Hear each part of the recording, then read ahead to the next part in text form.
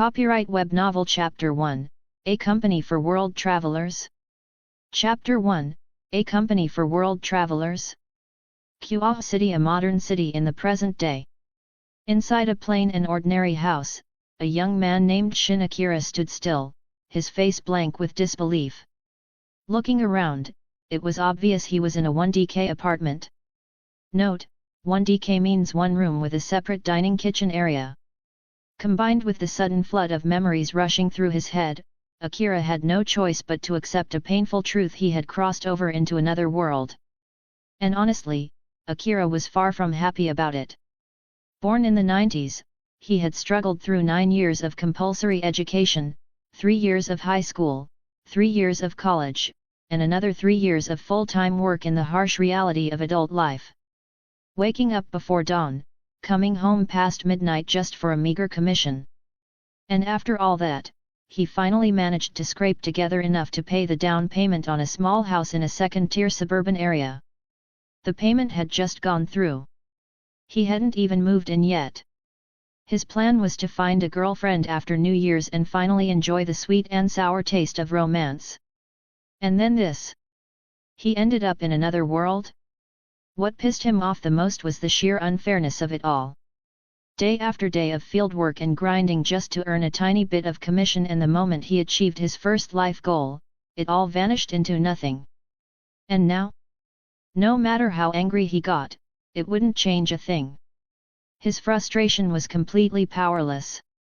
After combing through the information in his mind, Akira realized something else. Aside from knowing he had crossed over into another world, he had nothing. Even looking at his own body, it was still his, but looked like the version of himself back in high school. A glance in the mirror beside him confirmed it. After 3 years of work, his once handsome and clean-cut face had long been dulled by constant overtime and sleep deprivation. But now? He was definitely in another world. Just, what kind of world was this? He looked around again. The room he now lived in was a tiny 1DK apartment, probably no more than 30 square meters. Ding! World Traveler detected. Ding! Initiating installation of the World Traveler Cheat Distribution System. Ding! Installation complete. Ding! Starting cheat lottery draw. Ding! Draw complete. You have received Inheritance Template System. Ding! Activating Inheritance Template System, activation complete. The World Traveler Cheat Distribution System will now self-delete, deletion complete. Enjoy your new life in this world. Akira's expression twisted even further at the sudden barrage of notifications. What the hell was this? Is world hopping a trend now? There's something called a World Traveler Cheat Distribution System now? Is dimension crossing an industry? Are cheats officially handed out by some system now? The service was so complete it left even a first-time traveler like Shin Akira speechless. Ding! Synchronizing data, synchronization complete. Converting data into digital format, conversion complete. Creating status panel complete. The Inheritance Template System is now ready to serve you. A floating screen appeared in front of Akira's eyes. Seeing the design, he couldn't even find the words to roast it properly. Name, Shin Akira. Status, none, illegal world traveler. Since this isn't a soul reincarnation, you have no official identity. Level, 0, you are complete trash with no power, template, none talent, none skill, none equipment, none items. Beginner Package X1. It looked exactly like one of those cheap pay-to-win MMORPGs, and Akira didn't even know where to begin complaining. Aside from his name and one measly starter pack, everything else was a fat zero. This was a true whiteboard account, a complete blank slate. But the part that annoyed him the most was the level section. Sure, he had no power. But why did it have to say 0? Couldn't they have at least left it blank? 0 was just plain rude. Even in Dragon Ball, normal humans had a combat power of 5. That meant even unarmed civilians had some measurable strength. But him? 0. Nada. Nothing at all. With a heavy sigh, Akira realized the only thing that could possibly help him now was that one lonely beginner package. He wasted no time and selected it. In this situation, he had no choice but to put all his hope in it. Ding! Congratulations! You've received identity information. Congratulations! You've received one-time inheritance template lottery ticket. In the blink of an eye, a torrent of information flooded his brain, details about the identity prepared for him in this world. Apparently, in this world, he was an orphan raised in a local orphanage. He had since graduated and was now living on his own. The 1DK apartment he lived in was rented, only 1 month's rent had been paid. Meaning if he couldn't pay next month's rent, he'd be out on the streets. He also received a school transfer certificate and a full school uniform set. According to the system's setup, he would be enrolling at a school called Kuoh Academy. The tuition for this year had already been taken care of, but from next year onward, that was his problem. After digesting the information, Akira fell into silence. And then, he panicked. Kuoh Academy. As a hardcore anime fan, that name was way too familiar. That's the school from high school DxD. In this world, supernatural beings really existed: devils, angels, fallen angels, dragons, gods, yokai, vampires, all those mythological beings that only existed in stories were very real here. The danger level of this world was off the charts. Even without the top-tier beings, the mere appearance of a stray devil in town could mean disaster. Not to mention, while the anime was known for its OP-high themes, the protagonist had some seriously busted cheat powers and constantly pulled out power ups at the last minute. Stray devils, high-class devils, powerful fallen angels, transcendent beings, even dragon gods. This world was beyond dangerous, a place where survival odds were basically zero. Chapter 2, The Golden Legend Enkidu. Chapter 2, The Golden Legend Enkidu. After taking quite some time to calm down and process everything, Akira finally managed to collect himself. He stared at the one and only cheat lottery ticket from his beginner package, the last sliver of hope in his new life. Whether he'd rise like a dragon or crawl like a worm all depended on his luck now. Europe tier or Africa tier draw. Only fate could tell. Sanking Dayazu. Tathagata Buddha. Lord Jesus. Holy Mother Mary. Please, bless me. He prayed to every divine entity he could think of. After all, lotteries like this were purely luck-based. Of course, if any of those holy figures actually heard him, they'd probably spit on him.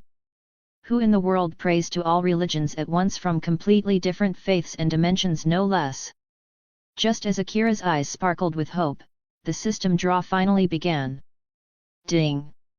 The familiar chime rang out, and Akira snapped his eyes to the screen. His expression lit up like a kid on Christmas morning.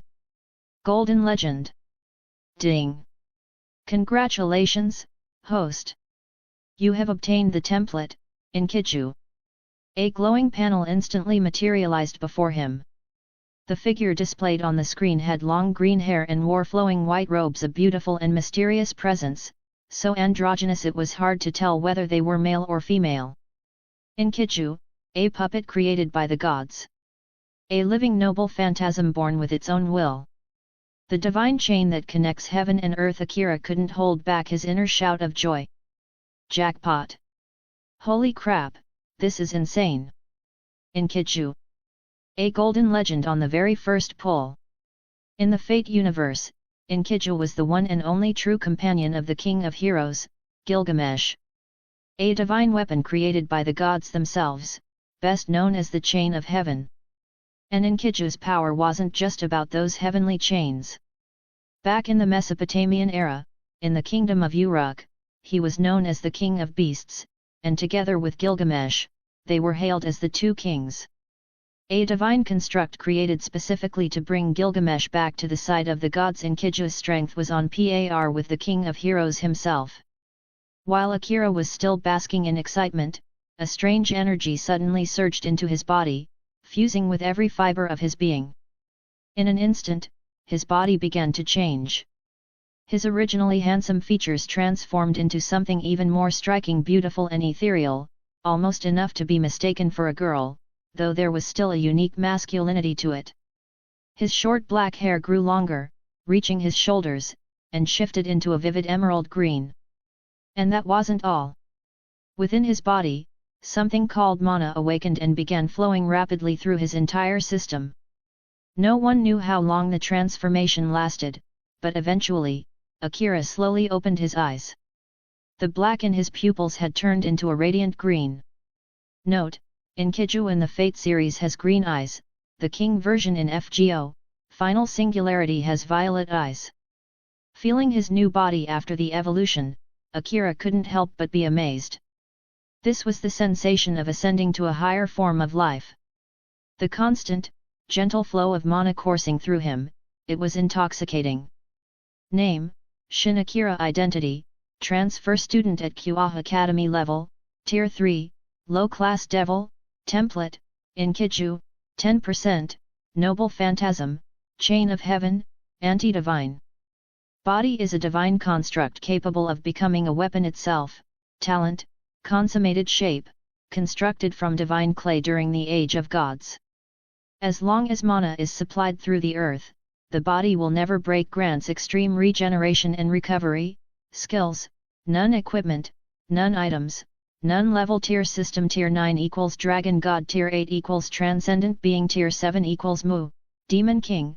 Tier 6 equals Ultimate Class Devil. Tier 5 equals High Class Devil. Tier 4 equals Mid Class Devil. Tier 3 equals Low Class Devil. Tier 2 equals Newborn Devil. Tier 1 equals Fledgling Devil. From nothing to Tier 3 in one jump, a leap big enough to match a typical Low Class Devil. Sounds impressive, right? But honestly, that's barely the survival line. Even before the story hits its midpoint, high-class devils and overpowered fallen angels are already roaming around. By the time things reach the late game, Mu-level beings and transcendents start showing up one after another. The only reason the original protagonist survived and rose in such a batshit crazy world was thanks to an overpowered official DxD system cheat. Take the boosted gear for example, a sacred gear that could double its user's power every 10 seconds. In theory, given enough time, the user could even kill gods. That kind of cheat let him keep punching above his level and survive long enough to get stronger. But Akira wasn't entirely hopeless either. He had a system to a unique cheat of his own. And even with just 10% of Enkidu's power, he had already reached Tier 3. If he could ever reach 100%, he might even break into the Transcendent class. After all, this was the divine weapon forged to restrain Gilgamesh himself, the Chain of Heaven. Could he reach Dragon God level someday? Akira wasn't sure. In the Type Moon universe, Enkidu wasn't necessarily top tier. But still, one thing he was sure of: his future was bright. He had a system. He had a cheat. If he still ended up a loser after all this, he might as well not exist. The only problem now was he had no clue how to level up the inheritance template. The system was called the template inheritance system, not a role system. So he probably didn't need to act like or imitate Enkidu to grow stronger. Even though the system hadn't explained it yet, Akira was confident he'd figure it out soon enough. With the power of a Tier 3 devil, at the very least, he could protect himself in Kuoh City as long as he didn't run into any crazies. After wrapping his head around everything, Akira let out a long breath of relief. In this unfamiliar world, the old saying rang true: fear comes from a lack of firepower. Now that he had some firepower, he could afford to relax just a little. Grr! Suddenly, a low growl came from his stomach. Akira's face twitched. Right, he still had one massive issue. Money. Without it, he wouldn't survive for long. Looking around the tiny 1DK apartment, there were only a few things here: a mattress with a pillow and blanket, a small TV, a basic fridge, and a wardrobe. That's it. And the fridge? Totally empty. Not even a half-eaten snack. Yab. Even after hitting the jackpot with a golden legend pull and gaining an absurdly powerful template, Akira now had to face reality. He was broke and starving. Chapter 3, An Unexpected Encounter with Konako Tujao. Chapter 3, An Unexpected Encounter with Konako Tujao. Kuoh City, a city shrouded in an air of quiet mystery. That's because this city lay within the territory of a noble devil family, the Gremory. In today's world, this was far from uncommon. While ordinary humans still believed that beings like devils, yokai, or gods were nothing more than myths, the truth was, supernatural beings like devils did exist and they lived among them. From the beginning, humanity had always been the ignorant party.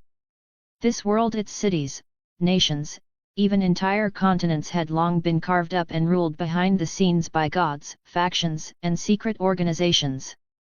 Kuoh City, for example, was firmly under the control of the Gremory family.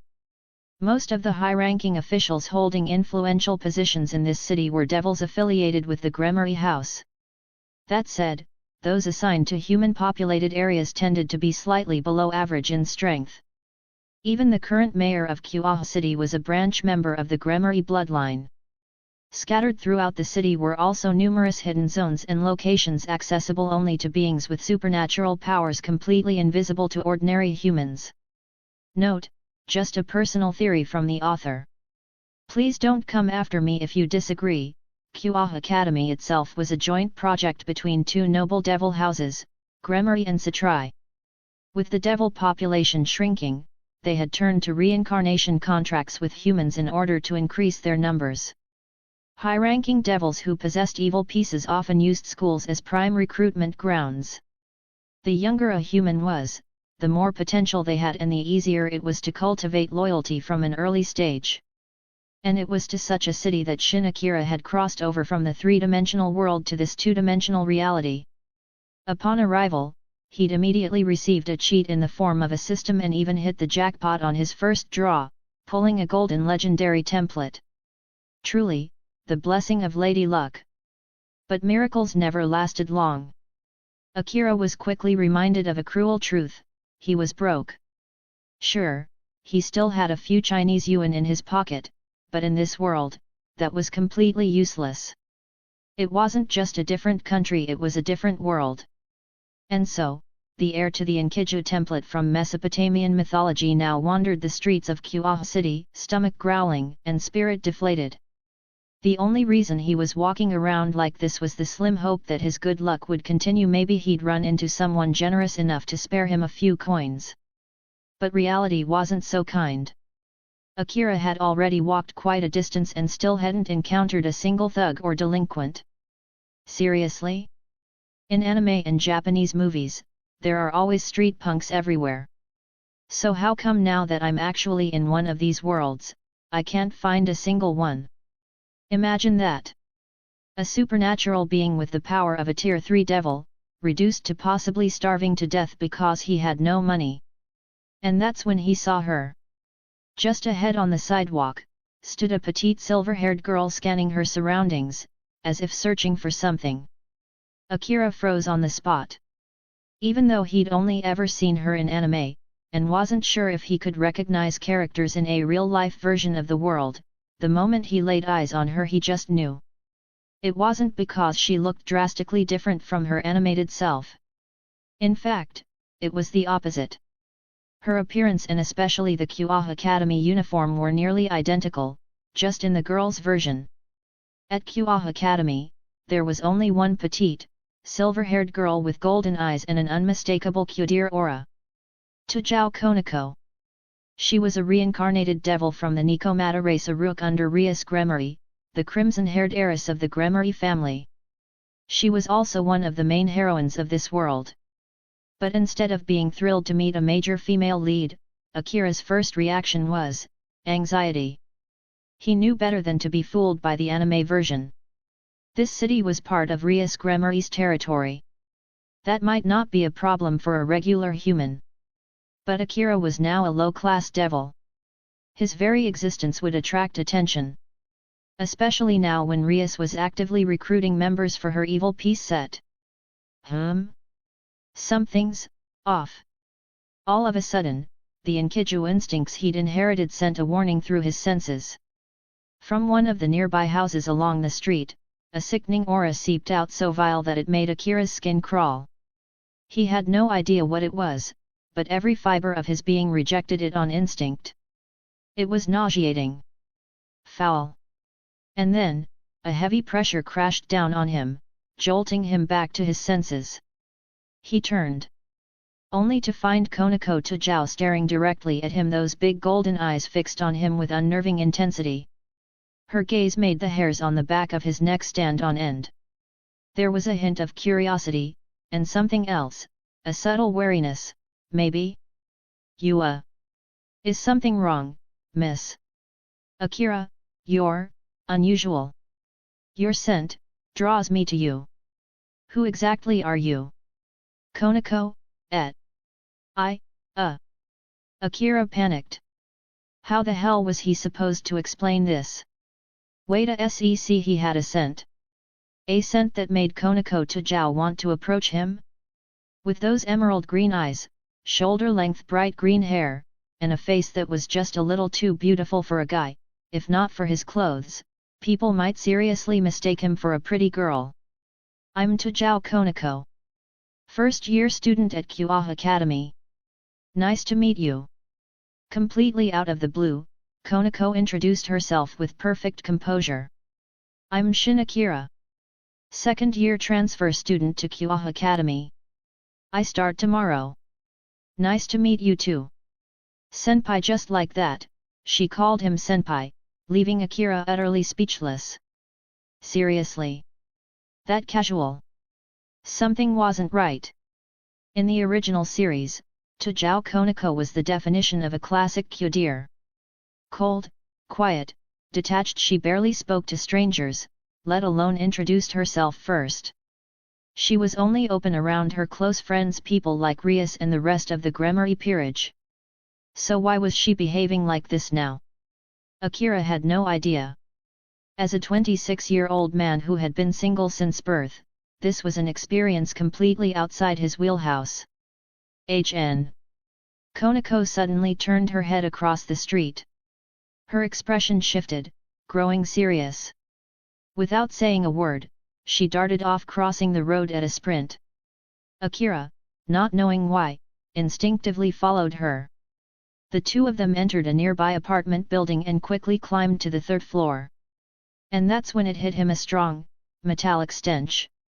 The smell of blood. Thick, heavy, and unmistakable. Something bad had happened here. Chapter 4, The Stray Devil. Chapter 4, The Stray Devil. At the top of the staircase, Konako Tajao stared at Akira with a slightly uncertain gaze. That look made Akira tense up a little. He didn't even know why, but somehow, he had followed Konako without a second thought. Senpai, please be careful, Konako, I know. Akira, NN. After watching him nod, Konako gave a soft acknowledgement and began walking down the hallway. The further they went, the stronger the metallic stench in the air became. Akira grimaced slightly. Is my sense of smell always this sharp? Then it hit him. Of course it had to be the enhanced senses granted by his Enkidu template.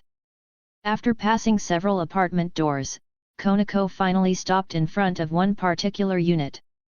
Her expression turned serious. From her pocket, she pulled out a pair of fingerless combat gloves and swiftly slipped them on. Senpai, please step back a little. Konako, right. Akira retreated a few steps. Oddly enough, despite just meeting, the two of them already seemed to share some kind of unspoken understanding. Normally, Konako would have kicked out any outsider without hesitation in this sort of situation, but with Akira, she said nothing. And Akira had a feeling he knew why. The smell coming from this unit, the rancid, rotten odor that made his stomach churn, was exponentially stronger than before. Boom! Without warning, Konako smashed her fist into the metal door in front of her. Crash! It collapsed in an instant. She might have had a petite frame, but Konako's raw power was nothing to scoff at. Stepping into the living room, Akira was met with a disaster zone.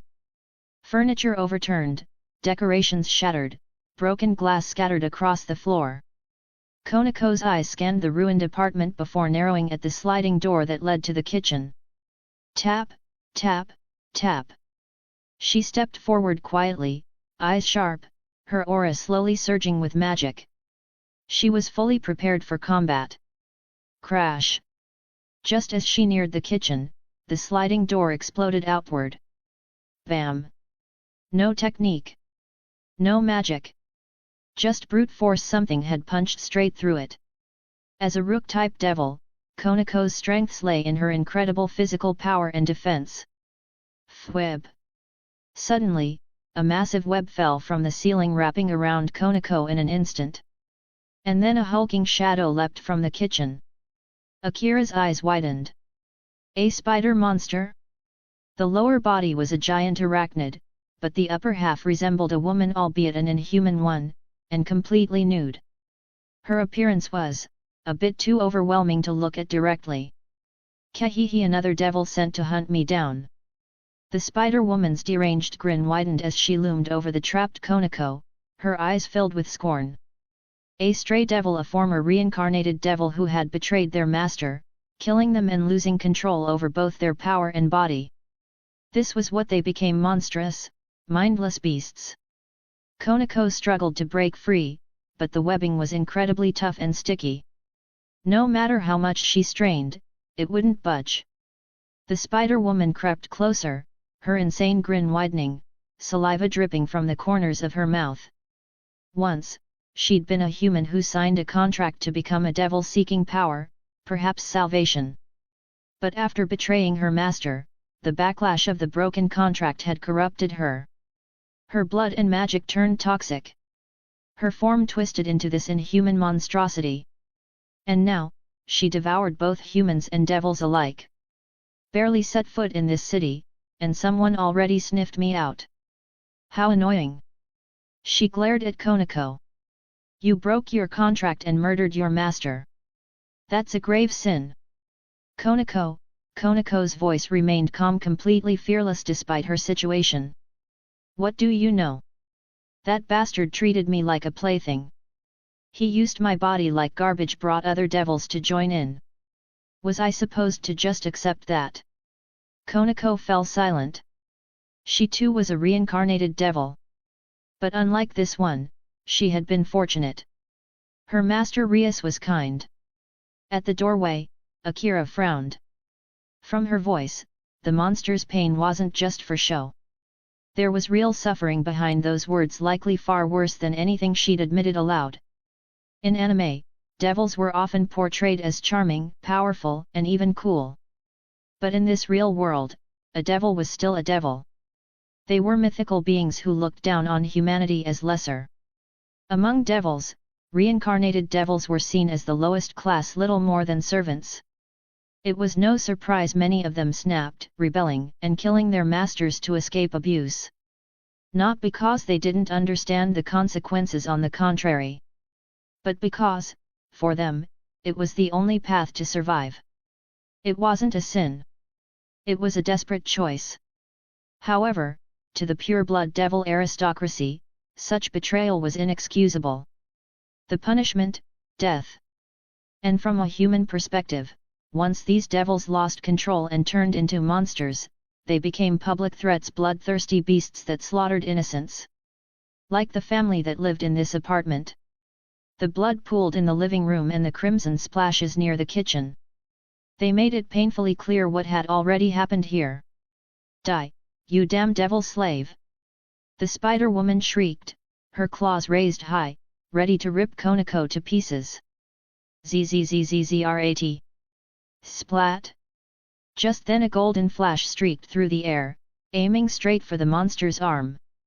With a harsh clang of metal, a sharp chain shot forward and pierced straight through the spider-woman's wrist. Chapter 5: The Emergence of the Chain of Heaven. Chapter 5: The Emergence of the Chain of Heaven. Splat! Blood sprayed everywhere, some of it even splashing onto Konako Tojiao's face as she remained entangled in the spider's web. Ah! A golden chain with a razor-sharp tip had pierced clean through the spider monster's wrist. And that chain had come from the entrance from behind Akira. Behind him, a golden magic circle spun slowly in midair, and from within it, radiant chains slithered out like living serpents. Even though Akira had only unlocked 10% of the Enkidu template, he was still able to summon the chain of heaven. After all, Enkidu is the chain of heaven itself. His greatest strength lies in his existence as a divine construct, a living weapon forged by the gods to bind those under heavenly contracts. However, he hadn't yet unlocked the weapon's true name. To do that, he would need to increase the template synchronization rate. Konako's eyes widened in surprise as she stared at Akira. She hadn't expected it. The new transfer student she felt drawn to was a sacred gear wielder. You want to stop me too, human? Then die. SKKRRKK. With a sharp motion, the spider monster ripped the chain binding her wrist and hurled a massive web toward Akira. Srak! Srak! Srak! But before the web could even reach him, golden magic circles appeared in the air, one after another.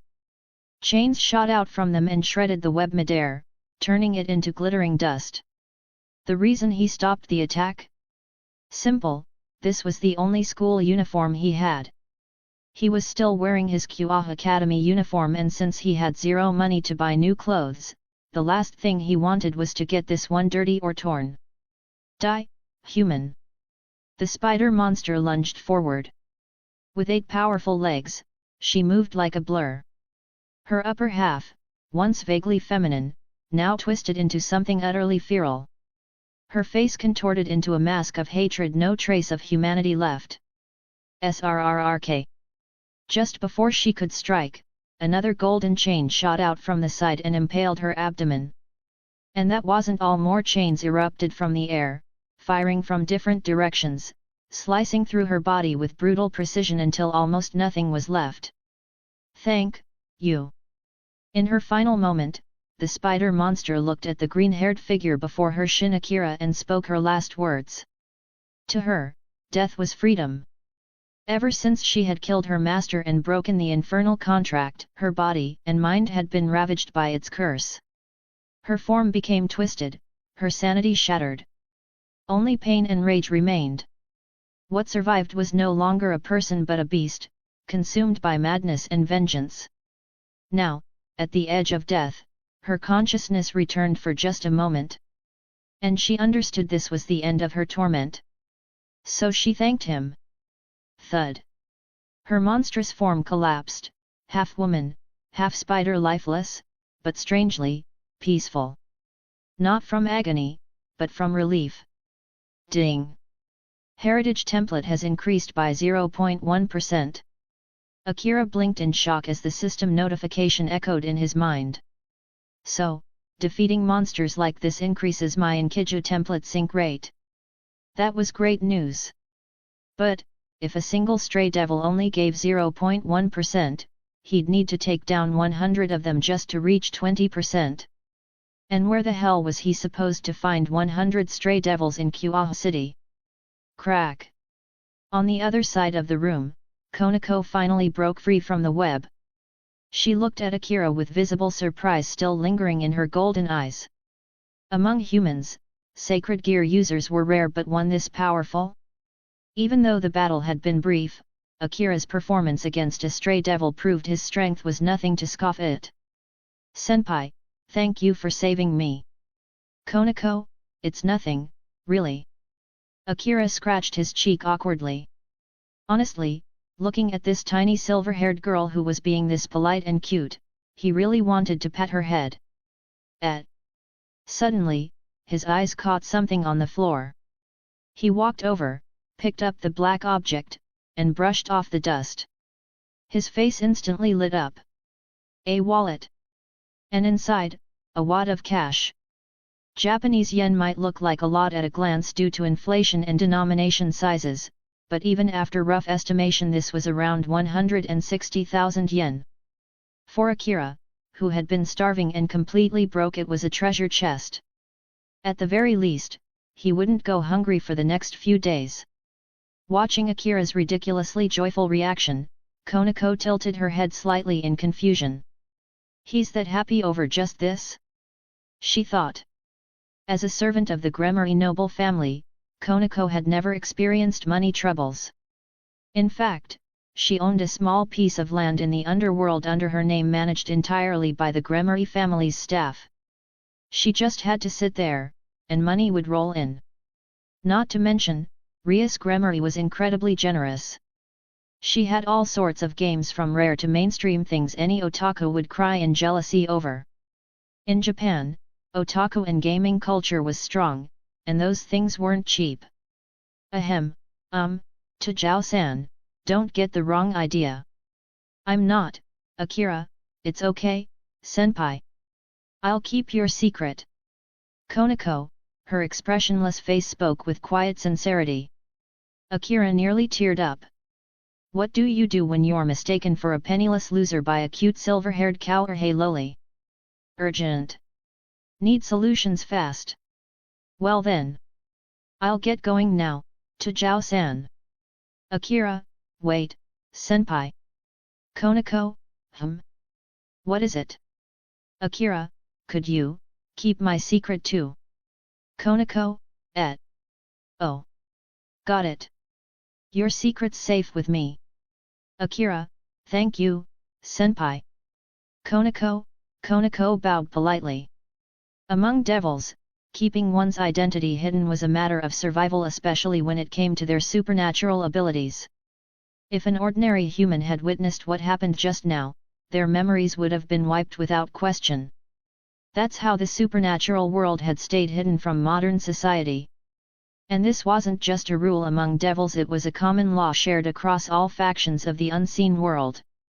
Because to normal people, knowing too much about this world was a burden no one should carry. Chapter 6, Rias takes notice. Chapter 6, Rias takes notice. After putting some distance between himself and the scene, Akira glanced back over his shoulder out of reflex. The stray devil had been defeated, but Konako hadn't left the area yet. It seemed like she was handling the post-battle cleanup. She was likely disposing of the corpse, scrubbing away the blood, and erasing any memories from nearby residents. A battle that intense would have definitely made some noise. There was no way the neighbors didn't notice anything. Still, this incident had turned out to be quite a valuable experience for Akira. Not only had he met Konako Tajao in person, but he'd also discovered a way to increase the progress of his inherited template. Apparently, defeating a stray devil earned him a boost in his Enkidu template progress. Even if it was only 0.1% per kill, it was something. The number was small, but crucially, it worked. Though, he doubted it would be limited only to stray devils. For now, though, they were the most realistic targets available. Still, there was one thing he wanted to test: if killing a stray devil granted progress, would simply defeating one, without killing, also work? If it did, that would be a huge win. It's always easier to knock someone out than to kill them outright. But right now, all of that could wait. There was something even more important on his mind. Food. The cash he'd found earlier, no, not 16,000, he'd misread, it was 160,000 yen. It wasn't an enormous sum, but it was more than enough to give him a few days of peace. With that, he made his way to a nearby ramen shop. One hot bowl of ramen, 800 yen. Cheap, delicious, and soul-soothing after a fight. Hunger really does make everything taste better. With some tight budgeting, 160,000 yen could stretch for quite a while. But still, as a high school student with no income and, more importantly, an DxD soul with no family or safety net, all living expenses fell entirely on his shoulders. Today's meal was covered. But what about tomorrow? Next week? Next month? Even his small 1DK apartment cost 100,000 yen a month in rent. It was ridiculous. He had a legendary inherited template from Enkidu, the power to summon the chains of heaven, and a cool protagonist aesthetic, and yet, he was still worrying about rent like some broke college kid. After filling his stomach, Akira stopped by a supermarket to grab basic groceries: rice, oil, salt, vegetables. The apartment he got from the system had a working kitchen and furniture, but not a single edible item. No spices. No utensils. No soap. No shampoo. Not even a toothbrush. And this was Japan, the land of premium prices, especially when it came to groceries. Vegetables? Ridiculously expensive. Even a single bundle of bok choy could feel like a luxury. After ringing everything up, he was left with just 120,000 yen. Akira sighed as he looked into his bleeding wallet. One word: broke. Once he got home and finished putting everything away, he collapsed on the futon and let out a long breath. Man! Japan really is a consumer's nightmare. He'd almost bought some fruit earlier. But the moment he saw the prices, he noped out immediately. Especially watermelon.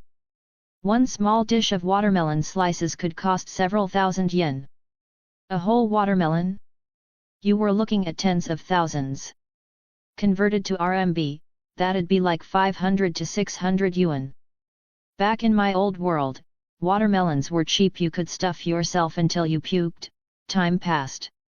Night eventually fell. After zoning out in front of the TV for a bit, Akira decided to get some early sleep. Tomorrow, he had to officially enroll at Kuoh Academy. Meanwhile, elsewhere. Even though it was already late, the Occult Research Club room in Kuoh Academy's old building was still brightly lit. Despite being located in one of the school's older buildings, the club room was lavishly furnished. Elegant desks, soft sofas, a full dining table, a kitchenette, a private bathroom, even a tea room complete with fine teaware and premium snacks. Everything screamed luxury. Inside the room sat 4 individuals, 3 girls and 1 boy. In the center seat was the club president Rias Gremory, the one who led the room, and the master of the other 3. So, Konako-chan encountered a sacred gear user? And he's transferring to Kuoh Academy? Rias asked, her crimson eyes gleaming with curiosity. Yes, Bucku, Konako replied quietly. Rias smiled, a teasing, elegant smile that only added to her allure. With her angelic face, voluptuous figure, and flaming red hair, she was a sight to behold. Whether you were a man or a woman, it was hard not to be captivated. Rias Gremory was the Madonna of Kuoh Academy, gorgeous, popular, and adored by all. But beneath that beauty lay a powerful truth: she was a high-born devil. Heir to the prestigious house of Gremory, one of the 72 pillars of the underworld. My, he must be quite the interesting boy, if he caught Konako-chan's attention like that. The soft, sultry voice came from Akeno Himejima, her senpai with the mature Oni-san vibe and Rias's queen.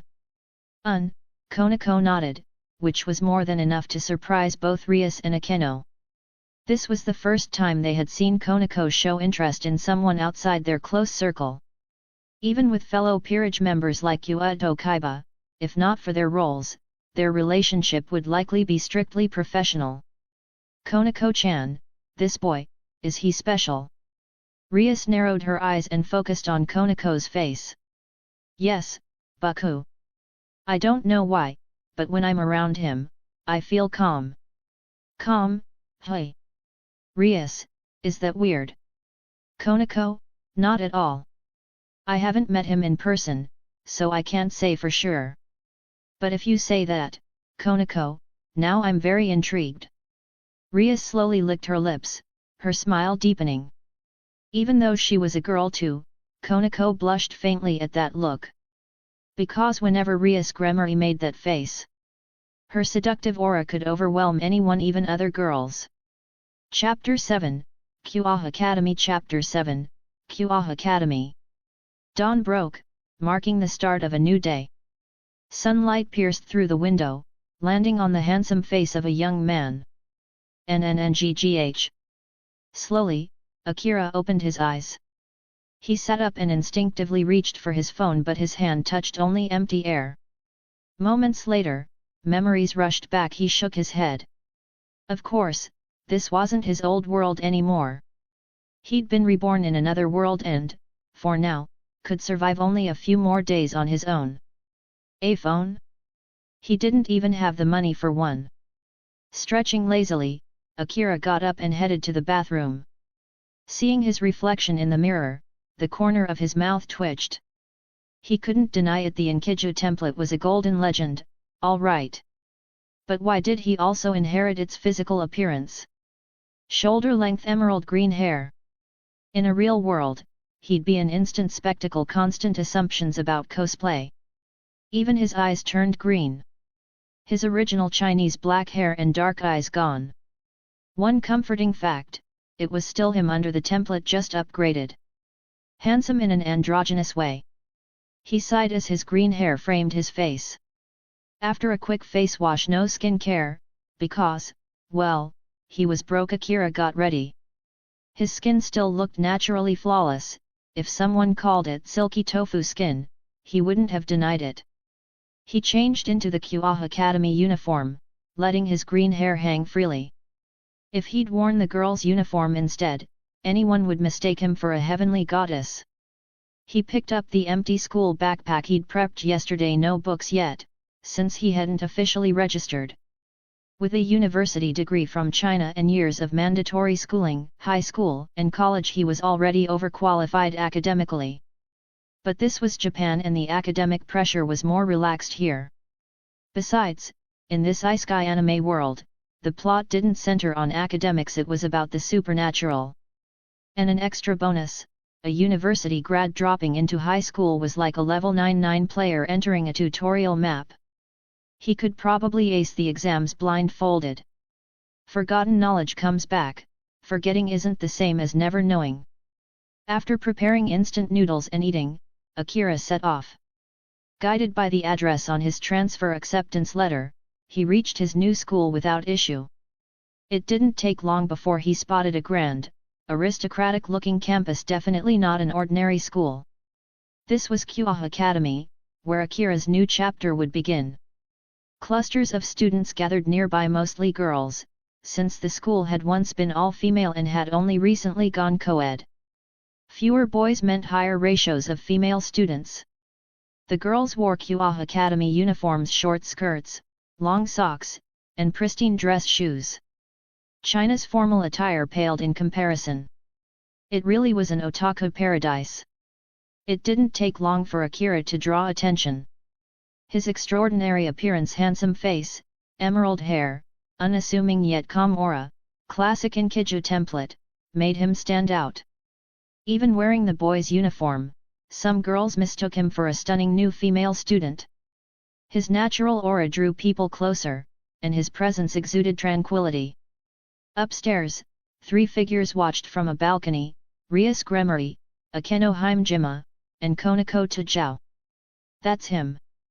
Yes, Buku, Konako murmured, nodding faintly as she looked at Akira. He is truly extraordinary. Rias whispered. Ara, have you fallen for him, Rias? Akeno teased, smiling softly. Of course, Rias replied with a hint of satisfaction. He's a sacred gear wielder with chain powers and enough strength to take down a stray devil in seconds. It would be a shame not to recruit him. In that case, you must act quickly, Akeno said. What do you have in mind? Rias asked. Look, Akeno pointed below. Following her gesture, Rias looked down. Two students were walking up toward Akira. One exuded an intellectual aura, while the other had long black hair flowing down her waist. They strode side by side in his direction. Sana. Rias's gaze narrowed slightly. Sana Satrai, like Rias herself, was a noble devil and heir to one of the major demon families, the Satrai family, one of the 72 pillars. She was also president of the Kuoh Academy Student Council. Behind her walked Tsubaki Shinra, the vice president of the council and queen of Sana's peerage. Both were the same age, noble-born, and had been rivals since childhood. In family background, personal power, and social status they stood shoulder to shoulder. Each led their own peerage, and their siblings were devil kings/mu. Naturally, their rivalry remained fierce. Even in recruiting familiars or pawns, they vied for the strongest. For now, the two sides were evenly matched. Akeno, Konako. Let's head down. We can't let Sana make the first move, Rias said. Understood, Akeno replied. Konako affirmed. The three women descended the stairs swiftly. Their movements were graceful and not surprising they weren't ordinary humans. Passing students took note of their descent but didn't bat an eye. At Kuoh Academy, Rias was not just a school idol, she was the sports queen. Her records stood unbroken alongside Sana's. Meanwhile, at ground level, Sana Satrai and Tsubaki Shinra had already reached Akira and now stood in front of him. Chapter 8, Sana and Rias. Chapter 8, Sana and Rias. Seeing the two girls suddenly appear before him, Akira felt more than a little confused.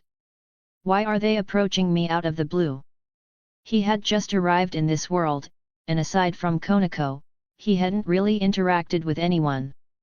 Shin Akira-kun, the transfer student from China, correct? Yes. May I ask who you are? My name is Sauna Shidori, Student Council President of Kuoh Academy. Her alias in the human world.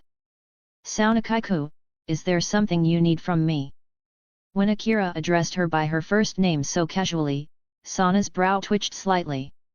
In Japan, unless you were family or very close, calling someone by their given name, especially of the opposite gender, was considered rude. But knowing Akira was a foreigner, Sana let it slide. Social norms weren't something he could be expected to understand just yet. A while ago, our family received a notice from the Chinese side. They said a transfer student would be arriving, and I was personally assigned to look after you. Akira froze on the spot. There was no mistaking it, this had to be the system's doing. The problem was that he was an isekai traveler. He'd arrived in this world through unconventional means. If someone actually investigated his background, they'd find holes all over the place. But now that I've seen you in person, I think I understand why. Sana gave him a thin smile. But to Akira, that smile seemed just a little too suspicious. He could tell Sana had likely sensed that he wasn't just some ordinary student. Still, Akira wasn't too worried. He had a cheat-like system, after all. His future was bound to shine. In any case, Saunakaiku, what exactly is your business with me? Akira, oh, it's nothing serious. I just wanted to see you for myself. My family instructed me to keep an eye on you. You're more interesting than I expected. If you ever have trouble, feel free to come to the student council office. With that, Sana turned around and began walking away. Shinra Tsubaki lingered for a second, her gaze holding a faint glimmer of curiosity. But she said nothing. Tap tap tap. At that moment, three graceful girls exited the main school building. Crimson hair flowing in the wind. Their presence immediately caused more than half the students in the courtyard to stop what they were doing and turn their eyes toward the trio. That's Rias senpai. She's insanely beautiful. Rias-sama. Akeno-sama. And Konako-chan. Oh wow, I can't handle this. Are Rias senpai and Saunakaiku about to square off again? Another round? This is gonna be good. In front of the main building, Rias Gremory and Sauna Shidori stopped at the exact same time. They locked eyes with a composed, regal confidence. Even Akeno Himejima and Shinra Tsubaki mirrored each other, two queens facing off, both loyal to their respective masters, eternal rivals in their own right. Good morning, Sana. Rias, good morning, Rias. Sana, no arguing. No snide remarks. Just the kind of refined greetings you'd expect from noble women. Rias-sama. Tsubaki gave a polite bow. Sana-sama. Sanakaiku. Akeno and Konako followed suit with respectful nods toward Sana. This was the world of devils. Hierarchy was strict. Even if someone wasn't part of your own peerage, a high-class devil commanded respect. Sana, are you out here this early to welcome the new guy? Rias, Don't tell me you're interested in him too, Rias. As she said that, Sana glanced back toward Akira. A flicker of surprise and curiosity danced in her eyes. Rias picked up on it right away and felt a small wave of relief. So Sana didn't know yet. She hadn't realized that Akira possessed a powerful sacred gear. I was just wondering why you'd go out of your way to personally greet someone. Could it be he's another candidate for your peerage? Rias, for now, no. I still need more time to observe him. Sana replied coolly. As a high-class devil, each of their evil pieces was a limited, precious resource. Choosing a peerage member was a lifelong decision. If you picked the wrong person, you weren't just wasting a piece, you were potentially weakening your team in the future raiding games. As heir to the house of Citrai, Sana couldn't afford careless decisions. Personally, I think he's quite interesting. Rias, oh? So you are interested in him?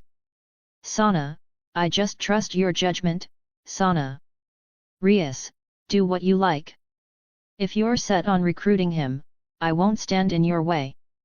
Sana, oh my, thank you for your generosity, Sana. With a radiant smile, Rias stepped past Sana and began walking toward Akira. Seeing this, Sana narrowed her eyes slightly. She knows something I don't. And that boy, he's clearly not just another transfer student. Meanwhile, Akira, who now possessed 10% of Enkidu's template, had senses far sharper than an ordinary human. Even from a distance, and despite their conversation being quiet, he heard every word. His expression darkened slightly. He had just arrived in this world. He hadn't gotten to know anyone. And yet, here he was, being treated like a commodity up for grabs. Especially from the tone Rias used. As if, so long as Sana didn't claim him, he automatically belonged to her. It rubbed him the wrong way. As someone raised with deep pride in his homeland, that kind of attitude didn't sit well with him. And just then Rias, Akeno, and Konako reached him. You're Shin Akira-kun, right? Thank you for saving Konako yesterday. Rias, it was just a coincidence. Besides, thanks to Tujao-san, I got something I was looking for. Akira, phew, you're quite the intriguing one, aren't you? Rias, from Konako, Rias had already learned a bit about Shin Akira, including his unusually strong fixation on money. That only made her more confident that she could recruit him. Money? The Gremory family had more than enough of that. It would be child's play. But Akira glanced toward Konako. Rias's knowing look made it clear Konako had already told them what happened last night. Senpai. I'm sorry. Konako lowered her head slightly. In a way, she had become a sort of informer. Don't worry about it. This is our first official meeting. Sharing info with your own faction is perfectly normal. Akira, I'm sorry. Konako could sense the faint irritation in Akira's voice. As someone deeply sensitive to emotions, she picked up on it right away. Chapter 9, First Day at School. Chapter 9, First Day at School. Hajime Akeno glanced back and forth between Akira and Konako, a spark of curiosity flickering in her eyes. They had only met once, yet why did Konako seem so emotionally affected by him? She appeared calm on the surface, but Akeno could tell Konako was clearly overwhelmed with guilt. Shin Akira-kun, I heard from Konako-chan that you're the new transfer student here at Kuoh Academy, right? Akeno, that's correct, but... I'm sorry, what was your name again? Akira, my name is Hajime Akeno. Akeno, nice to meet you, Hajime-san. Akira, I'm glad to meet you too, Shin Akira-kun, Akeno. The exchange sounded polite and formal, but both of them knew it was nothing but small talk. Each of them wore a mask. And they understood that about each other. A silent agreement between two cautious souls. Rias Gremory could also see it clearly. It made sense that Akira was on his guard. He had just saved Konako yesterday, and now, suddenly, he was being surrounded by strangers. Anyone would feel suspicious. Himejima-san, Tajao-san, and my apologies, I have to report in as a new student today, so there are still things I need to take care of. Please excuse me. Without waiting for a response, Akira gave a short bow and walked right past Rias. The red-haired girl blinked in surprise. Did he just ignore her? She was the Madonna of Kuoh Academy. In the underworld, she was known as the heiress of the Gremory family, the Princess of Destruction. And yet, he had just walked past her without a second glance? Era. This Kouhei-kun really does have an interesting personality. Kouhei equals Junior, Akeno chuckled, her gaze still following Akira's retreating back, cheeks slightly flushed. Like she'd just discovered a brand new, adorable toy. Akeno, does he even know my name? Rias, well, you didn't actually introduce yourself, right? Akeno, hey? I didn't. Rias, nope, not at all, Akeno, you're right. I guess I was in too much of a rush earlier. Rias sighed and nodded to herself. After thinking it over, she realized she really hadn't introduced herself. Meanwhile, Konako remained silent, her eyes fixed on Akira's back as he walked away. No one could tell what was going through her mind.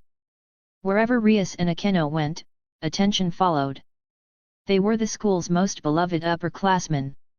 And after the brief confrontation earlier with Sauna Shidori and Shin Akira, curious students had started gathering to watch. Noticing the growing crowd, Rias turned and walked away.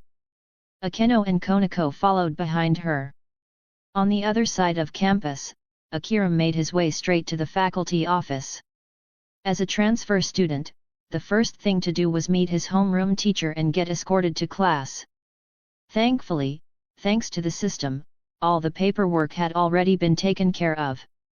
The teachers were already informed of his arrival from abroad. They greeted him warmly and guided him toward his classroom. He was assigned to Year 2, which meant he wasn't in the same class as Konako, who was still in her first year, or Rias and Akeno, who were already in their third year. Instead, he was placed in the same grade as the protagonist of this world. Upon arriving, the teacher stepped up to the podium and clapped his hands. Clap! The classroom fell silent almost instantly. This is a transfer student from overseas. Please come up and introduce yourself. Shin Akira-san, the floor is yours. The teacher gestured toward the front. Akira stepped forward calmly. Hello everyone. My name is Shin Akira. I'm a transfer student from China. I look forward to being your classmate. It was a simple, well-mannered introduction. As someone who had already lived in society for a few years, Akira knew how to present himself. He didn't expect to make friends right away, but at the very least, he could keep things cordial. Especially in Japan, where school bullying was rampant. He wasn't afraid, but that didn't mean he wanted to get dragged into unnecessary trouble either. Let's see. You can sit in the last row, by the window. That seat is still open. Teacher, understood. Akira nodded and walked to the indicated desk. His seat was at the very back of the class, right by the window.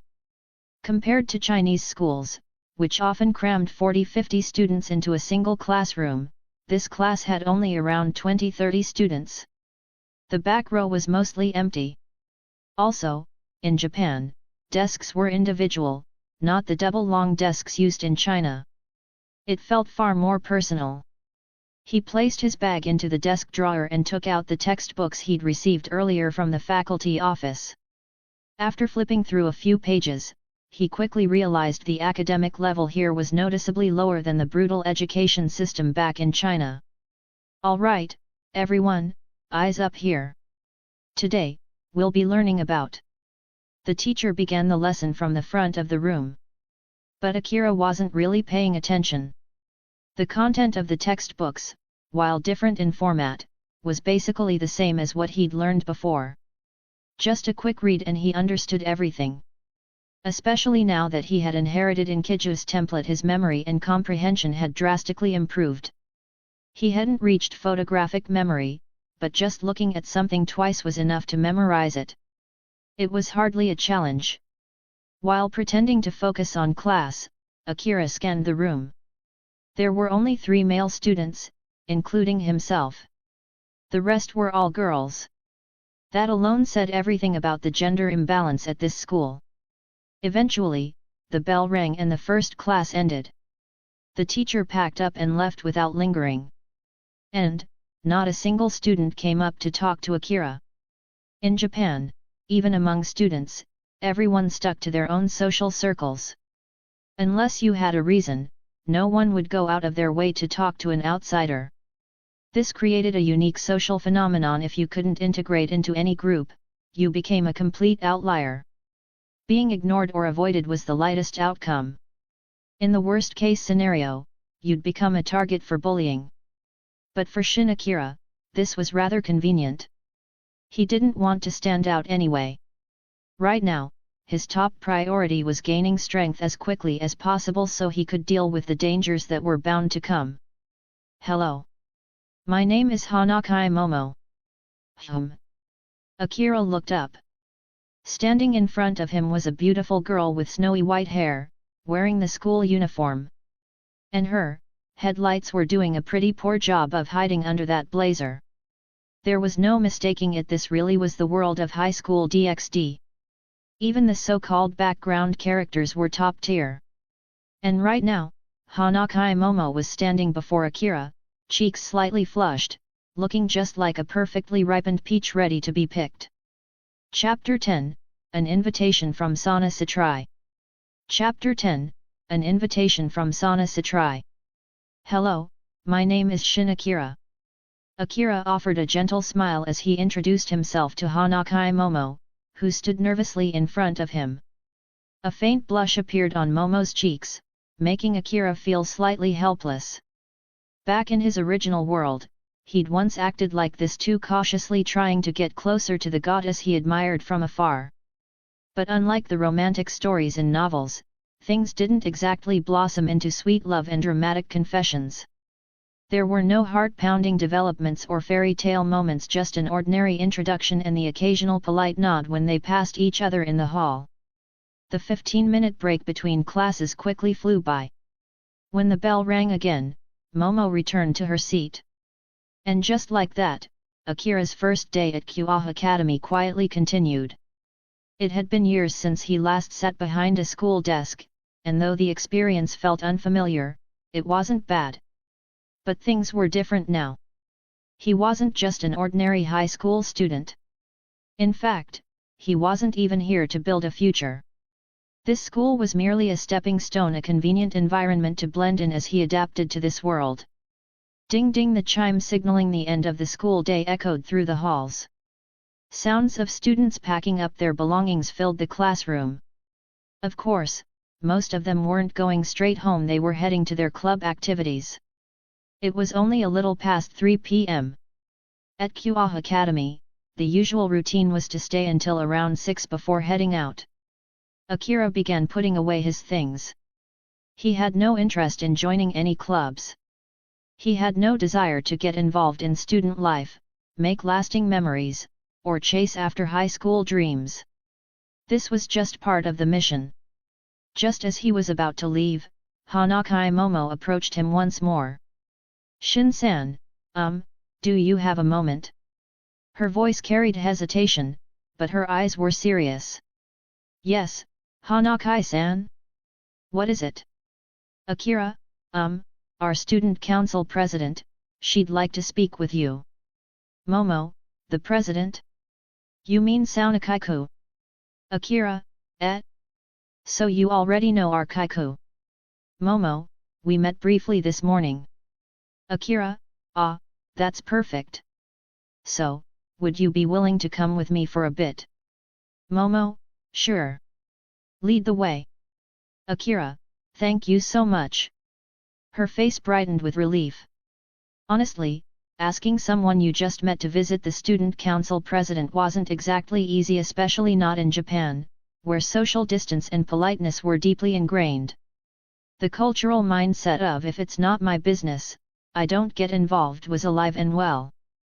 That's why conversations here were so carefully measured. Everyone wore a polite mask, staying within their own boundaries. It was the price of surviving in a conformist society. Momo guided him through the halls toward the student council office. Inside, it was quiet but filled with a focused, professional atmosphere. The few students present all looked serious and disciplined. Kaiku, I've brought Shin Akira-san. The innermost room was the president's office. Sauna Shidori sat at a desk, writing something with practiced grace. Standing beside her was Tsubaki Shinra, holding a stack of neatly organized documents. Thank you. Sorry to trouble you. Hearing Momo's voice, Sana paused her writing and looked up. Her eyes met Akira's calmly. Tsubaki reflexively adjusted her glasses and gave him a sharp, assessing glance. They'd already seen Akira's encounter with Rias and her peerage earlier that morning. As Rias's childhood friend, Tsubaki understood her well. If Rias personally approached a transfer student, there was no way it was without purpose. We meet again, Shin-san. Sana smiled softly, setting down her pen as she addressed the green-haired young man now standing before her. Even in the anime world where vibrant hair colors were normal, green was still relatively rare. Sana Kaiku, pardon me, but may I ask why you called me here? Akira, oh, nothing too serious. I just wanted to hear your thoughts about your first day. Sana, it's gone smoothly so far. Thank you for asking, Sana Kaiku. Akira, I'm glad to hear that. You see, I received word from my family that a transfer student from China would be enrolling here.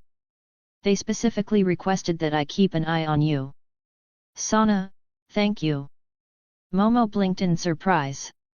Her family? That meant, the Satrai clan, one of the great houses of the underworld.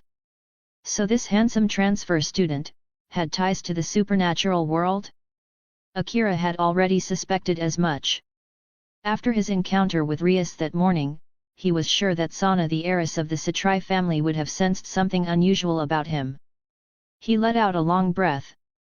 It's only the first day, and I'm already in this deep.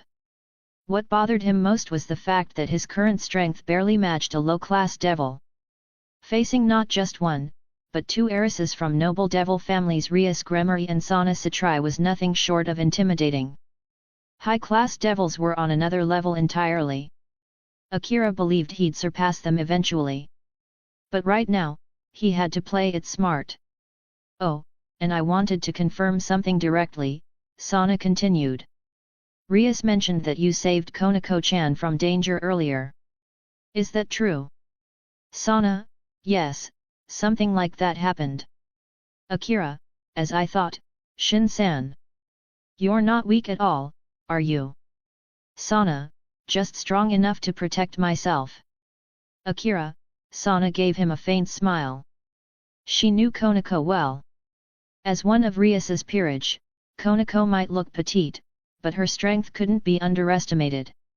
Among low-class devils, she was easily one of the top-tier fighters. A mere stray devil shouldn't have been able to pin her down. And yet Akira had managed to save her. That meant his power had already exceeded the typical standard. Though Sana herself was a high-class devil, she had never underestimated the potential of low-class devils. After all, aside from Tsubaki, most of her peerage members were also low-class devils still in training. They were still growing. But Akira, someone their age, already possessed this level of strength. It was impressive. My family wouldn't ask me to watch over just anyone. I assume you already know who I am, and who Rias is, yes. Sana, I know a little. Akira, then that makes things easier. Sana looked directly at him, her eyes sharp but not unfriendly. How about it? Would you be interested in becoming part of my peerage? Sana, a formal invitation. Straight from the heiress of the Satrai family. Chapter 11, A Duel Challenge from Tomo Meguri. Chapter 11, A Duel Challenge from Tomo Meguri. When Sana directly invited him to join her peerage, Akira was honestly caught off guard.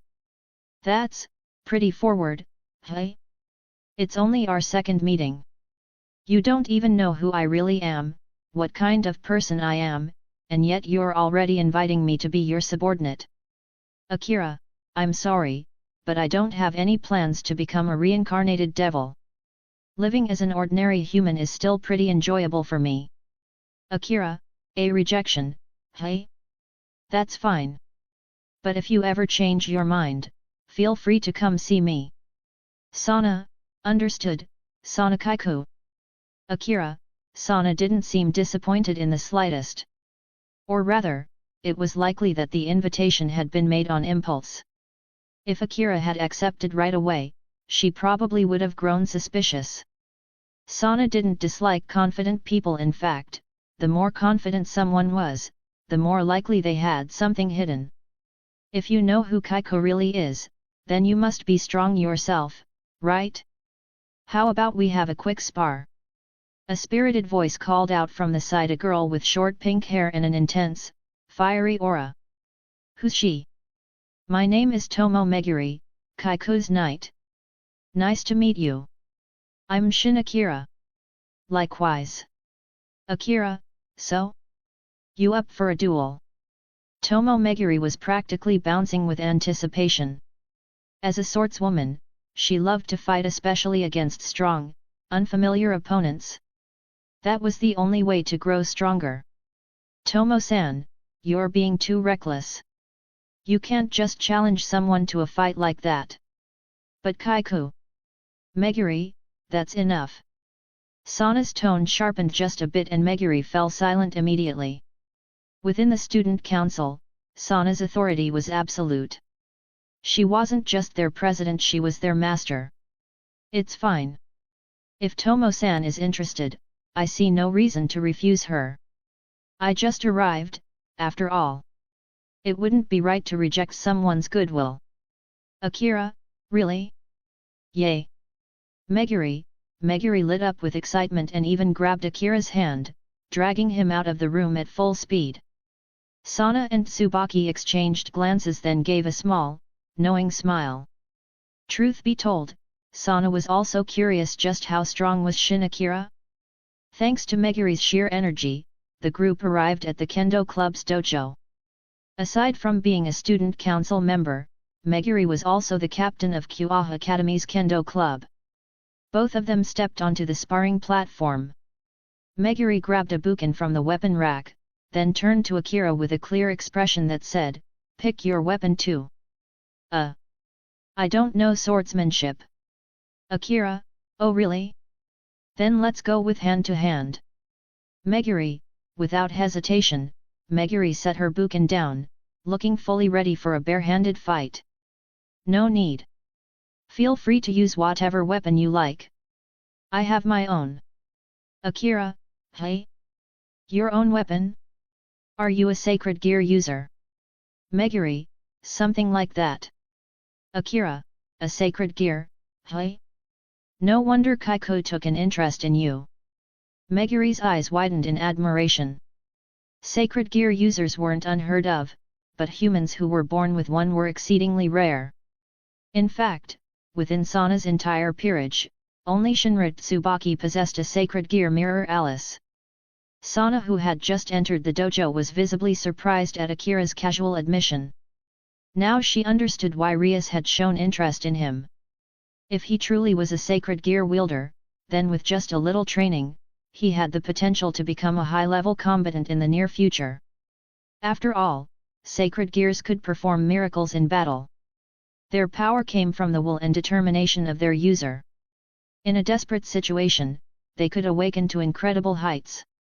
In that case, I can't afford to go easy. You don't mind if I use a real blade, do you? Meguri grabbed a case sitting on a nearby table, opened it, and revealed a gleaming katana. Its blade shimmered with a sharp, intimidating gleam. This was no ordinary weapon. Of course not. Go ahead. Akira, perfect. He's eager to cut loose too. Meguri, Akira glanced at the katana in Meguri's hands, its cold glint catching his eye. Internally, he let out a small sigh. Why does Japanese always lump all swords under ken? A katana and a sword are not the same thing. Well then. I'm coming at you. Meguri, anytime. Akira, all right. Meguri, tap. Meguri kicked off the floor, dashing straight at Akira at lightning speed. Zing! Behind Akira, a golden magic circle spun into existence. From it, chains of radiant gold shot out. Chain of heaven had been summoned. Clang! The chains intercepted Meguri's blade with a loud clash of metal on metal. Whoosh! The battle wasn't over yet. More chains emerged from various directions, swarming toward Meguri like hunting serpents. Seeing that, Meguri planted one foot on the ground and twisted her body midair, performing a flawless backflip to evade them all. She charged again with pinpoint accuracy, her second assault, fast and sharp.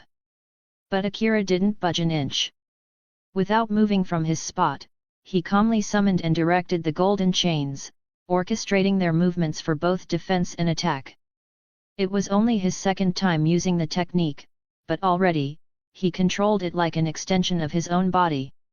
Every chain responded perfectly to his thoughts, twisting, encircling, restraining, striking just like additional arms and legs. Truthfully, Akira hadn't accepted this duel out of politeness. There were two reasons. First, to test if defeating an opponent in a duel would increase his template progress. Second, to reaccustom himself to real combat situations. Losing? That thought hadn't even crossed his mind. It was a kind of absolute confidence. Part of it came from arrogance as someone who knew this world's script. He saw most of the people here as glorified NPCs. The other part came from the inherited template of Enkidu. Enkidu, the holy being molded from clay by the gods. Born from the will of Anu, king of the sky, and shaped by Aruru, the goddess of creation. A divine construct given a human form by a sacred priest, one who came to understand humanity through the experience of love. It wouldn't be an exaggeration to call Enkidu the god's ultimate masterpiece. Though he referred to himself as merely a weapon, no one could deny that he was a true hero, equal in stature to King Gilgamesh. And now, Akira had inherited that template, and with it, a fragment of that divine essence. After all, Enkidu was known as the shadow of the king, standing beside the golden king of Uruk. Chapter 12, Teasing. Chapter 12, Teasing. A sharp metallic clang echoed through the dojo. The chains of Chain of Heaven constantly shifted their shape, weaving into an intricate defensive formation that surrounded Akira from every direction. Meguri had already tried multiple approaches, but no matter what she did, she couldn't find a single opening to attack. Sana and Tsubaki, who were observing from the sidelines, fell silent for a moment, especially Tsubaki, who looked rather surprised. So this comm transfer student, was this powerful? It wasn't a flashy battle by any means, but the result was clear: Akira had the upper hand against Meguri. Without warning, dozens of golden chains suddenly burst outward in every direction with a mechanical hum. Meguri hesitated for just a moment, and that was all it took. In the blink of an eye, her arms and legs were bound tightly by the golden chains. Her body was hoisted into the air, completely immobilized. No way! The sudden shift left Meguri no time to react. Just when she thought she was beginning to understand the rhythm and speed of Akira's chain attacks, the pattern changed entirely. She hadn't expected it at all. Looks like I'm just a little bit ahead, Akira said. You win. Meguri replied softly, still caught in Akira's intense gaze. Even though it stung, she wasn't the type to throw a tantrum over defeat. A loss was a loss. She'd just need to train harder and reclaim her pride the next time. Meanwhile, a faint smile appeared on Akira's lips, a calm, serene smile, like the soft light of dawn peeking through the trees in a quiet forest. A system notification echoed in his mind. Ding! You have obtained 1% inherited template progress. Akira couldn't help but feel thrilled. So his guess was right. He didn't need to kill enemies to gain progress for his inherited template. Defeating them was enough. And the amount gained seemed to depend on the opponent's strength. When he took down that stray devil yesterday, he only received 0.1%. But this time, after defeating Tomo Meguri, he gained a full 1%. And the difference was tangible. His magic power, physical strength, speed, and endurance had all risen significantly. Just 1% of the Enkidu template, and it was already this powerful. Sana approached the two combatants, clapping slowly and deliberately. Her eyes now held a different light than before. To think you could defeat Tomo-san. I'm genuinely impressed. You've made me want to invite you into my peerage even more, she said. It's just basic self-defense. Nothing impressive, Akira replied. If you consider that level of defense basic, then your standard for survival must be ridiculously high, Shin Akira. To me, survival means this: no matter what happens, I can guarantee my own safety. Being at this level, still isn't enough. Oh? Such high ambitions. Then why not join my peerage? Under the protection of the Satrai household, your safety would be assured. Barring a world-ending calamity, I can protect you. This was the second time Sana had extended the offer. And for her, Akira's strength warranted more than just one invitation. She knew exactly how powerful Meguri was. Born into a renowned Japanese exorcist family, trained in swordsmanship since childhood, now further enhanced by the power of an evil piece as a devil. For Akira to defeat Meguri, that wasn't something to overlook. Granted, Meguri hadn't used any of her devil powers or magic, relying solely on her sword skills. Still, the outcome spoke volumes. Thank you very much for the offer, Saunakaiku. But, for now, I'm not ready to change my race, Akira answered. I see. Turned down twice in one day. If Rias hears about this, she'll never let me live it down. Rias, hey. Akira murmured. Of course, Sana had brought up that name on purpose. It was a subtle tactic. She knew that if Akira already knew about her true identity, then there was a high chance he also knew about Rias. And if Rias ever made the same offer, Sana wanted to make Akira hesitate. If I turned down Sana, would I really accept Rias? If he rejected Rias too, then fine. But if not, at least she tried to cut her rival off first. With a single thought, Akira released the chain of heaven. The golden chains vanished in a soft burst of light, and Meguri's body gently dropped back to the ground. Her eyes now held a different fire as she looked at Akira, not of anger, but determination. She accepted her loss today. But one day, she'd challenge him again, and next time, she'd surpass him. At that moment, Hanakai Momo, who had been watching quietly from the sidelines, stared at Akira with cheeks blushing red. That emerald green hair, the calm expression, the faint smile just now. It all made her heart race, her face burn. It's getting late. If you'll excuse me, Saunakaiku, I'll take my leave now, Akira said. Of course. Sorry for taking up so much of your time. No worries. Akira gave a polite nod and left. He'd already gained more than enough from this dual 1% of his inherited template, and a clearer sense of direction for his next steps. His footsteps echoed softly against the wooden floor as he walked away from the kendo dojo, but Momo's gaze remained locked on his back. Momo-san. Momo-san. Hanakai Momo-san. Sana called. Why yes, Kaiku. She didn't respond until Sana called her a third time, voice slightly raised. Only then did Momo snap out of her daze. What are you doing? You were practically drooling. Huh? Seriously? On instinct, Momo wiped her mouth. But, there was nothing there. Crisis averted. When she looked up again, Sana's judging stare pierced straight into her soul. Momo's face turned bright red as she bowed her head deeply. Her fangirl moment had been exposed. Momo-san, in your opinion, what do you think of him? Him? That transfer student Shin Akira. He's so handsome. And that aura. I've never seen a guy like him before. Honestly, he's just I wasn't asking about that, you hopeless fangirl. Sorry, Kaiku. Momo went quiet. Beside her, Tsubaki smiled subtly at the scene. Though, to be fair, even Tsubaki could understand Akira's charm. He had an undeniable pull, something innate. It was especially that peaceful, grounding presence about him. Like sitting beneath the shade of a tree deep in a quiet forest. Just being near him brought a sense of calm and ease. Momo, I have a task for you. A task? Yes.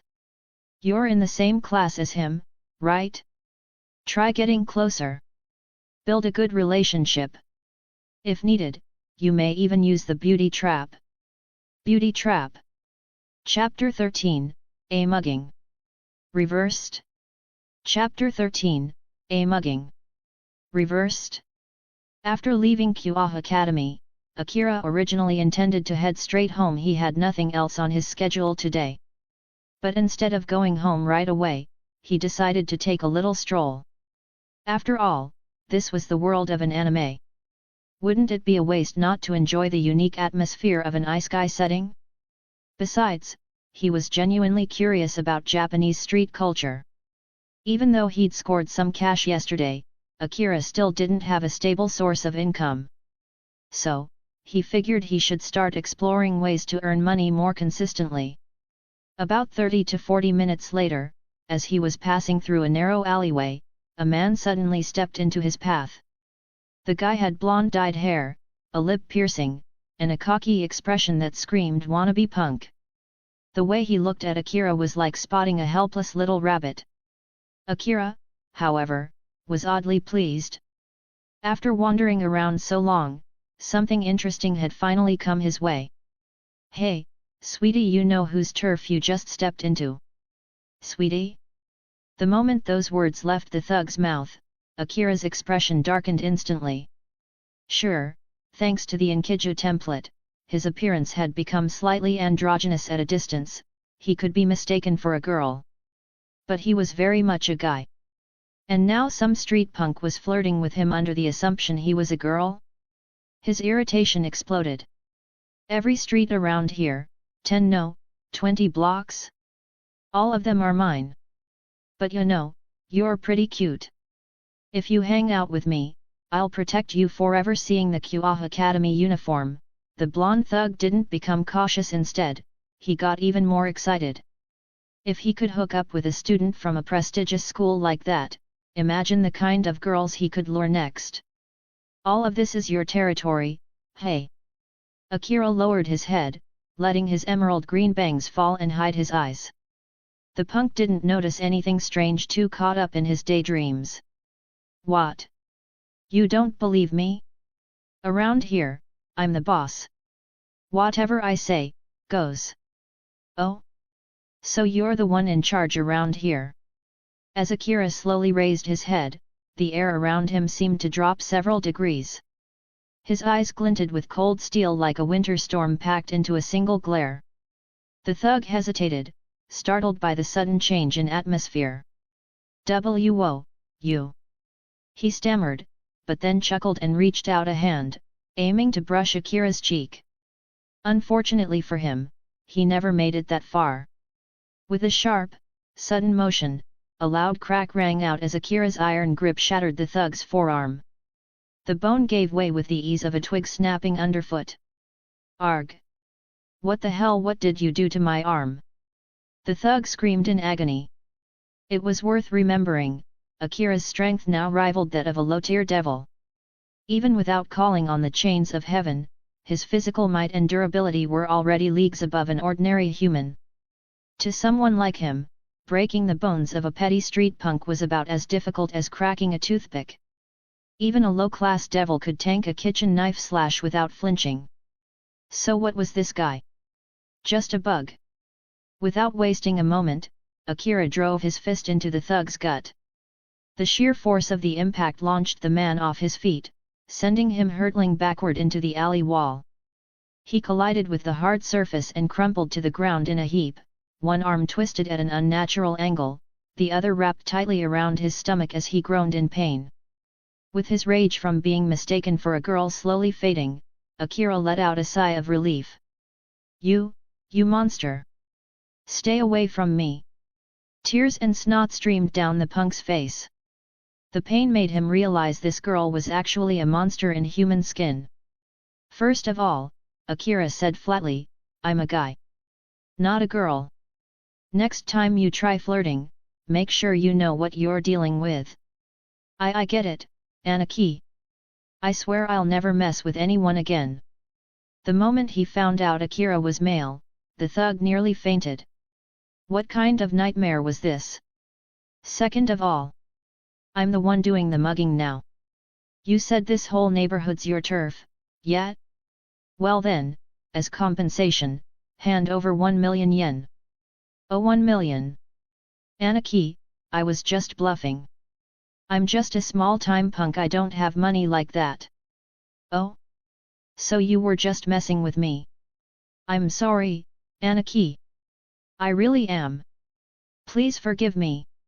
Whether you're a real thug or just a joke doesn't matter. 1 million yen, or you don't walk away. Your choice. Akira's voice was calm, almost gentle, but his eyes radiated a merciless intensity. The thug began to tremble. His body broke into a cold sweat. Anaki, I swear. I only have 11,000 yen. That's all I've got. With a trembling hand, he pulled the crumpled bills from his pocket, his face pale and panic-stricken. It was money he'd scammed off people over the past few days intended for partying with his buddies. Who could have predicted he'd run into this guy? 1 million down to 11,000? That's a 90% discount. Anaki, I swear that's everything.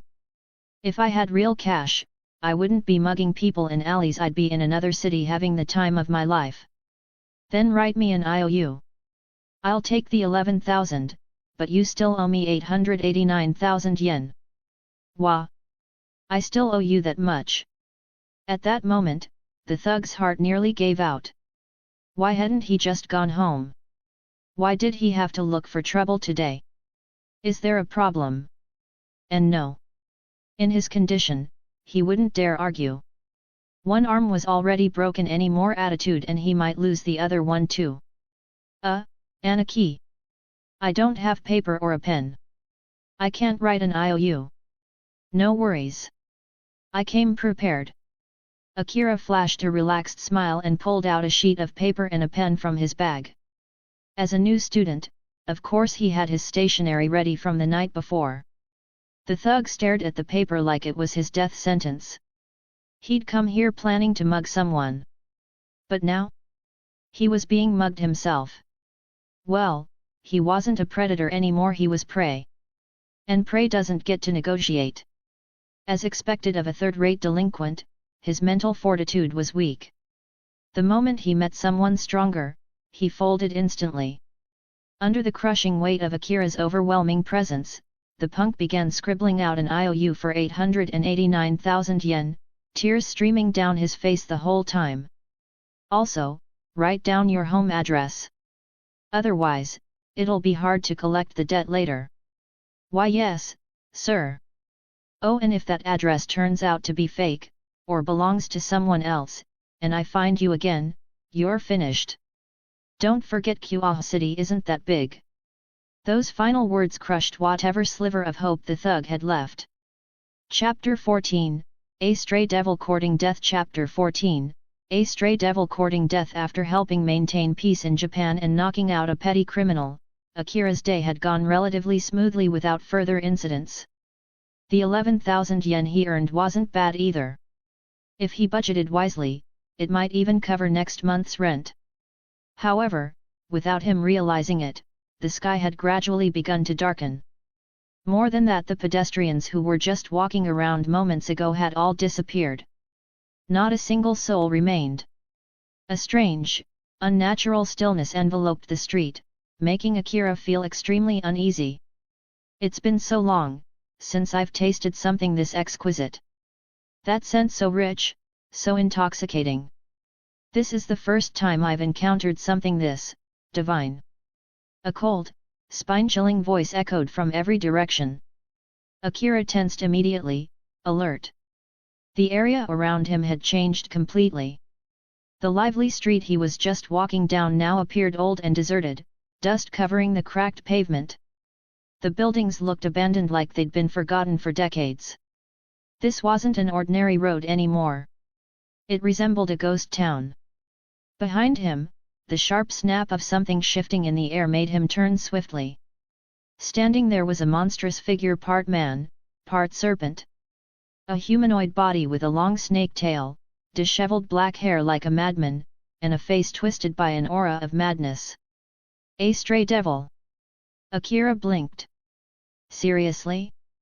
I just fought one yesterday, and now another one shows up. Don't be so tense, my delicious treat. That fear, it'll vanish soon enough.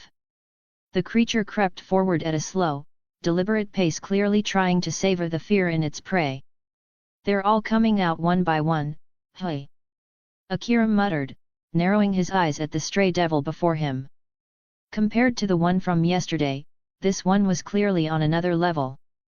Just its ability to distort the environment and confuse directions showed it was far stronger. Akira hadn't even noticed when he'd been lured into this space. The street he stood on looked untouched by humans for years. He wasn't even sure if he was still within Kuoh City or not. No fear? Well, this little girl is quite brave. But don't worry, the pain won't last long, it'll all be over soon. The words made Akira's stomach churn in disgust. Even worse, this creature, male and serpentine in nature, was clearly a predator of women. Akira was certain of one thing: this guy had completely mistaken him for a girl.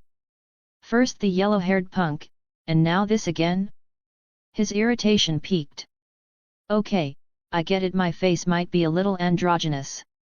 But I'm a guy. A guy. Not a damn trap. The serpent devil hissed lowly, tilting his head with amusement. Oh? Is that fear I see? No need to be shy. It'll be over soon. Seeing Akira's shoulders tremble, the serpent assumed his prey was finally starting to break.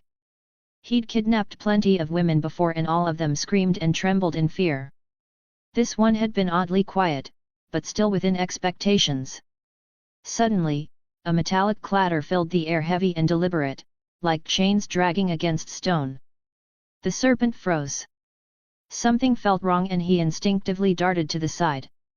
A golden chain pierced down from above, crashing into the ground with tremendous force and carving a deep crater in the asphalt. The serpent's eyes widened in horror. What? That's a sacred gear?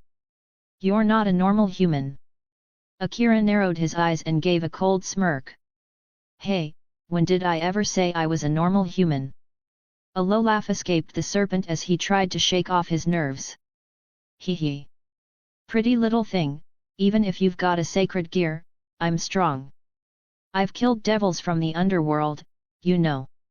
First of all, Akira snapped, I'm a guy, you bastard. Second, don't lump me in with the devils you fought. Before the stray devil could react, golden chains whipped outward from every direction, weaving through the air like hunting serpents.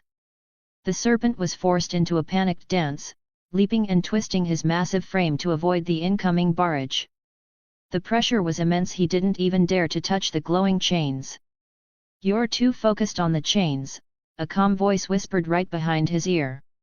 You forgot I'm still here. The serpent spun around just in time to see a blur of emerald green closing in fast.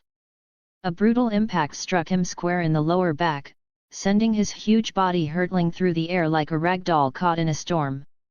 Before he could even hit the ground, the golden chains surged forth, coiling around his arms, torso, and tail, tightening with crushing strength.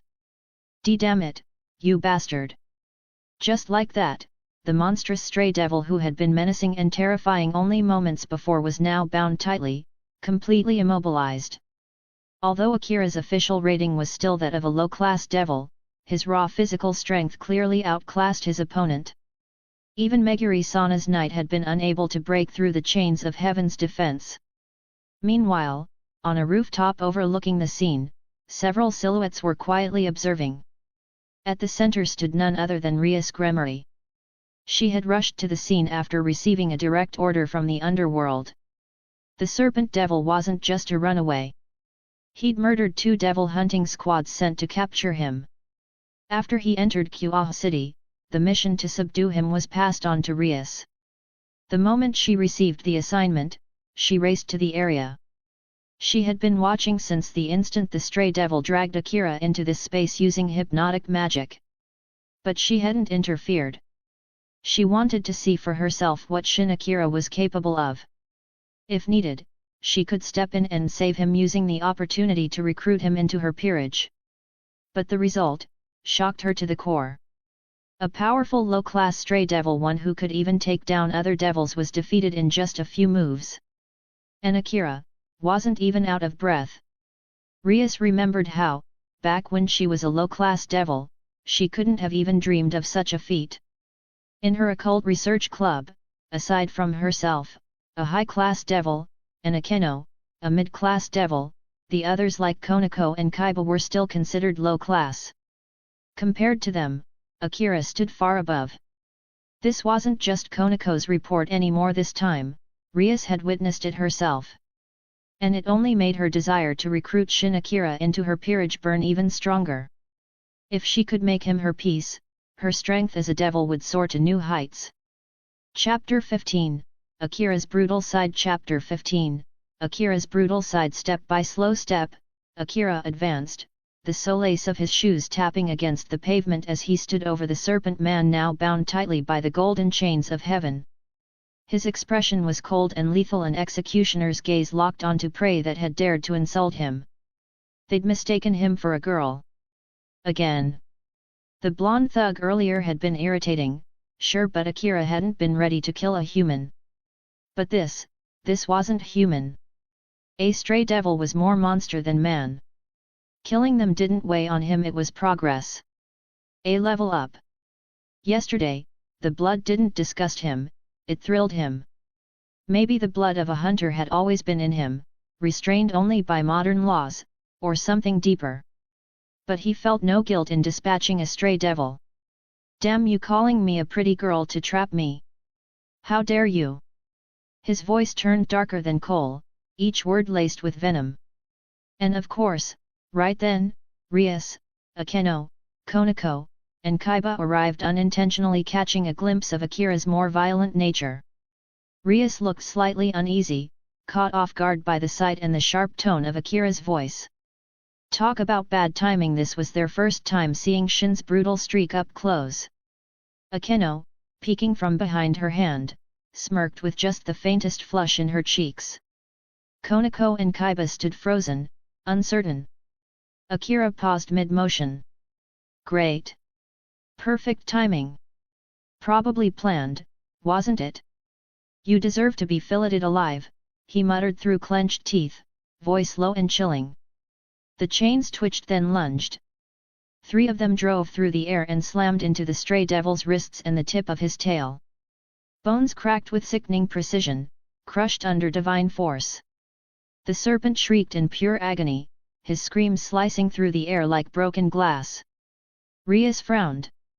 Without a protective barrier in place, such noise could easily have caused a panic in the surrounding neighborhood.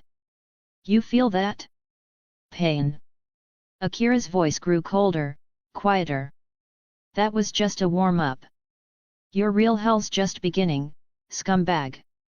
How dare you lure me under false pretenses? Another chain pierced through the devil's elbows. The sound of bone shattering echoed down the empty alley. The serpent convulsed, shrieking louder. Arg! Kill me! Do it! He was crying now, his agony so unbearable he begged for death. Akira didn't flinch. Kill you? Who said I'll kill you now? This is just the appetizer, loser. You'll savor it till the end. Another volley chains hammered down upon his lower tail, crushing vertebrae one by one until the creature's lower half was nothing but a pulpy mess. The stray devil twitched, trembled, and finally fell limp. Rias and her peerage stood frozen, unsure whether to intervene or continue watching. It was shocking. The soft-spoken, polite guy they'd met just yesterday, was capable of something like this? Only Akeno looked thoroughly delighted. Her eyes sparkled. Her smile widened. Bloodlust hung in the air like perfume, and she breathed it in with open fascination. Shin-kun, enough. Finish him. Rias's voice finally broke the tension. She stepped forward. Her tone, though calm, carried authority. Akira turned to her with a charming smile chilling behind the curtain of blood and the shattered corpse at his feet. Oh, Rias-senpai, good evening. Konako flinched at the sight. So much for the calm upperclassman she'd seen earlier. Rias shifted uneasily. Ah. Shin-kun, maybe that's enough. Akira nodded. Well, I'm satisfied. Without even glancing back, he flicked his hand. A single chain surged forth and obliterated the stray devil's head. A crimson mist bloomed in the night air like petals caught in a windstorm. A faint chime echoed within his mind. Ding! Plus 1% template heritage acquired, so it worked. 1 more %. It really was tied to his opponent's strength. Yesterday's stray devil barely registered. But this one? This one had counted. Rias furrowed her brows at the savage final strike. Could someone like this truly be trusted? Not because what he did was wrong, no. In the devil world, power was everything. Mercy was weakness. The strong ruled. The weak begged. Eira Shin-kun, you're incredible. And these chains, absolutely stunning. Akeno stepped forward, her voice soft and syrupy, but there was no hiding the predatory gleam in her eyes. Watching her senpai dismantle a monster so elegantly, with such ruthless efficiency, it awakened something primal in her. The chains of heaven glimmered in the moonlight, drenched in blood, yet divine. Lethal, but beautiful. Akira didn't miss the way Rias watched him. She stepped forward, standing beside the remains of the serpent devil. A magic circle flared beneath her feet, crimson and intricate. Then flames erupted, violent, engulfing the corpse in a vortex of destruction. Within seconds, nothing remained. That was the power of the House of Baal. Pure destruction. Legacy from the original King Baal himself. A dying bloodline, but still fearsome in her. Only 2 real heirs remained: Surtsk's Lucifer, one of the current Satans, and Rias Gremory, whose mother hailed directly from Baal's lineage. This moment? It was no accident. Rias had chosen to display her strength, too. Shin-kun, you're really powerful, she said gently. I was sent from the underworld to eliminate that thing, and yet, you beat me to it. I only reacted in self-defense, Rias-senpai, Akira replied smoothly. Her eyes narrowed slightly. You know who I am. Akira didn't hesitate. This afternoon, Sonakai-ku called me. So. I've heard. I see. So she's already told you about me. Yes, Rias Gremory-senpai. Hearing her full name from him confirmed it. Sana had given him everything. The misunderstanding was intentional. And now, Akira had set the tempo. Rias took a breath, then looked directly at him. So, what do you think? Want to join my peerage? Be a part of my family? A direct offer. Akeno's eyes lit up, full of possibility. If he joined, who knew how many chances she'd get to tease him, flirt with him, seduce him? But Akira only smiled faintly. Sorry, Rias-senpai. I'm not ready to reincarnate as a devil. I understand. Too bad, she said softly. But she wasn't disheartened. Neither she nor Sana were the type to give up easily. Especially not when it came to someone like him. He was only in year 2. There was still time. Akeno leaned closer, her voice sultry. Shin-kun, if you have time, drop by and chat. Your performance earlier truly beautiful. Akira gave a nod. I'd like that. Then I'll look forward to it. I'll give you a warm welcome. I'm looking forward to it. Rias watched the exchange closely. No need to command Akeno, she was clearly interested on her own. After their brief talk, Akira didn't linger. He left. Yes, Rias's beauty and presence were magnetic. But power was the key to everything. Without it, he had no right to pursue anything, not desires, not fantasies. Without strength, there was nothing. That night, he stopped by a local store and bought some vegetables. Thanks to today's earnings, he could eat something decent. Still, he knew this wasn't sustainable. Even with powers, being in another world meant working part-time jobs to survive. Underage and lacking documentation, he'd have to settle for small jobs, maybe convenience stores, maybe tutoring. That night, he ate while watching TV. Too broke for a new phone, but for now, his life was quiet. Peaceful. Stable. Meanwhile, elsewhere in Kuoh City. So this evening, Shin-kun single-handedly defeated a stray devil who'd slain 2 devils.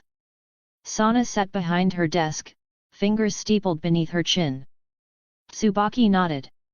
Yes, President. I expected as much. Even if the target was careless, you still need power to win. And Rias-sama offered him a spot in her peerage, Tsubaki added. And he refused. Correct. Sana smiled softly, a glint in her eyes. Fufu, thought so. She had predicted it. If she couldn't win him over yet, then Rias couldn't either. Because there was something she had sensed. Akira's ambition. He wasn't a man who would live under another's shadow. And that wasn't a bad thing. A human with a sacred gear was already rare and powerful. But Shin Akira, he was something more. But even humans had limits. One day, he would reach his. And when that day came, that would be the moment to claim him. Chapter 16, Akeno-senpai arrives. Chapter 16, Akeno-senpai arrives. The next few days passed in relative peace as Akira gradually settled into his new routine. Each morning, he headed to Kuoh Academy on time. After school, he'd wander leisurely around Kuoh City, casually scouting for ways to earn money. Of course, getting a part-time job was out of the question. After barely escaping the soul-crushing grind of corporate life, going back to work in this world would be like living the exact same miserable life all over again. Besides, he was secretly hoping to stumble upon another stray devil like before. Unfortunately, aside from a brief 2-day streak, his encounters with stray devils seemed purely coincidental.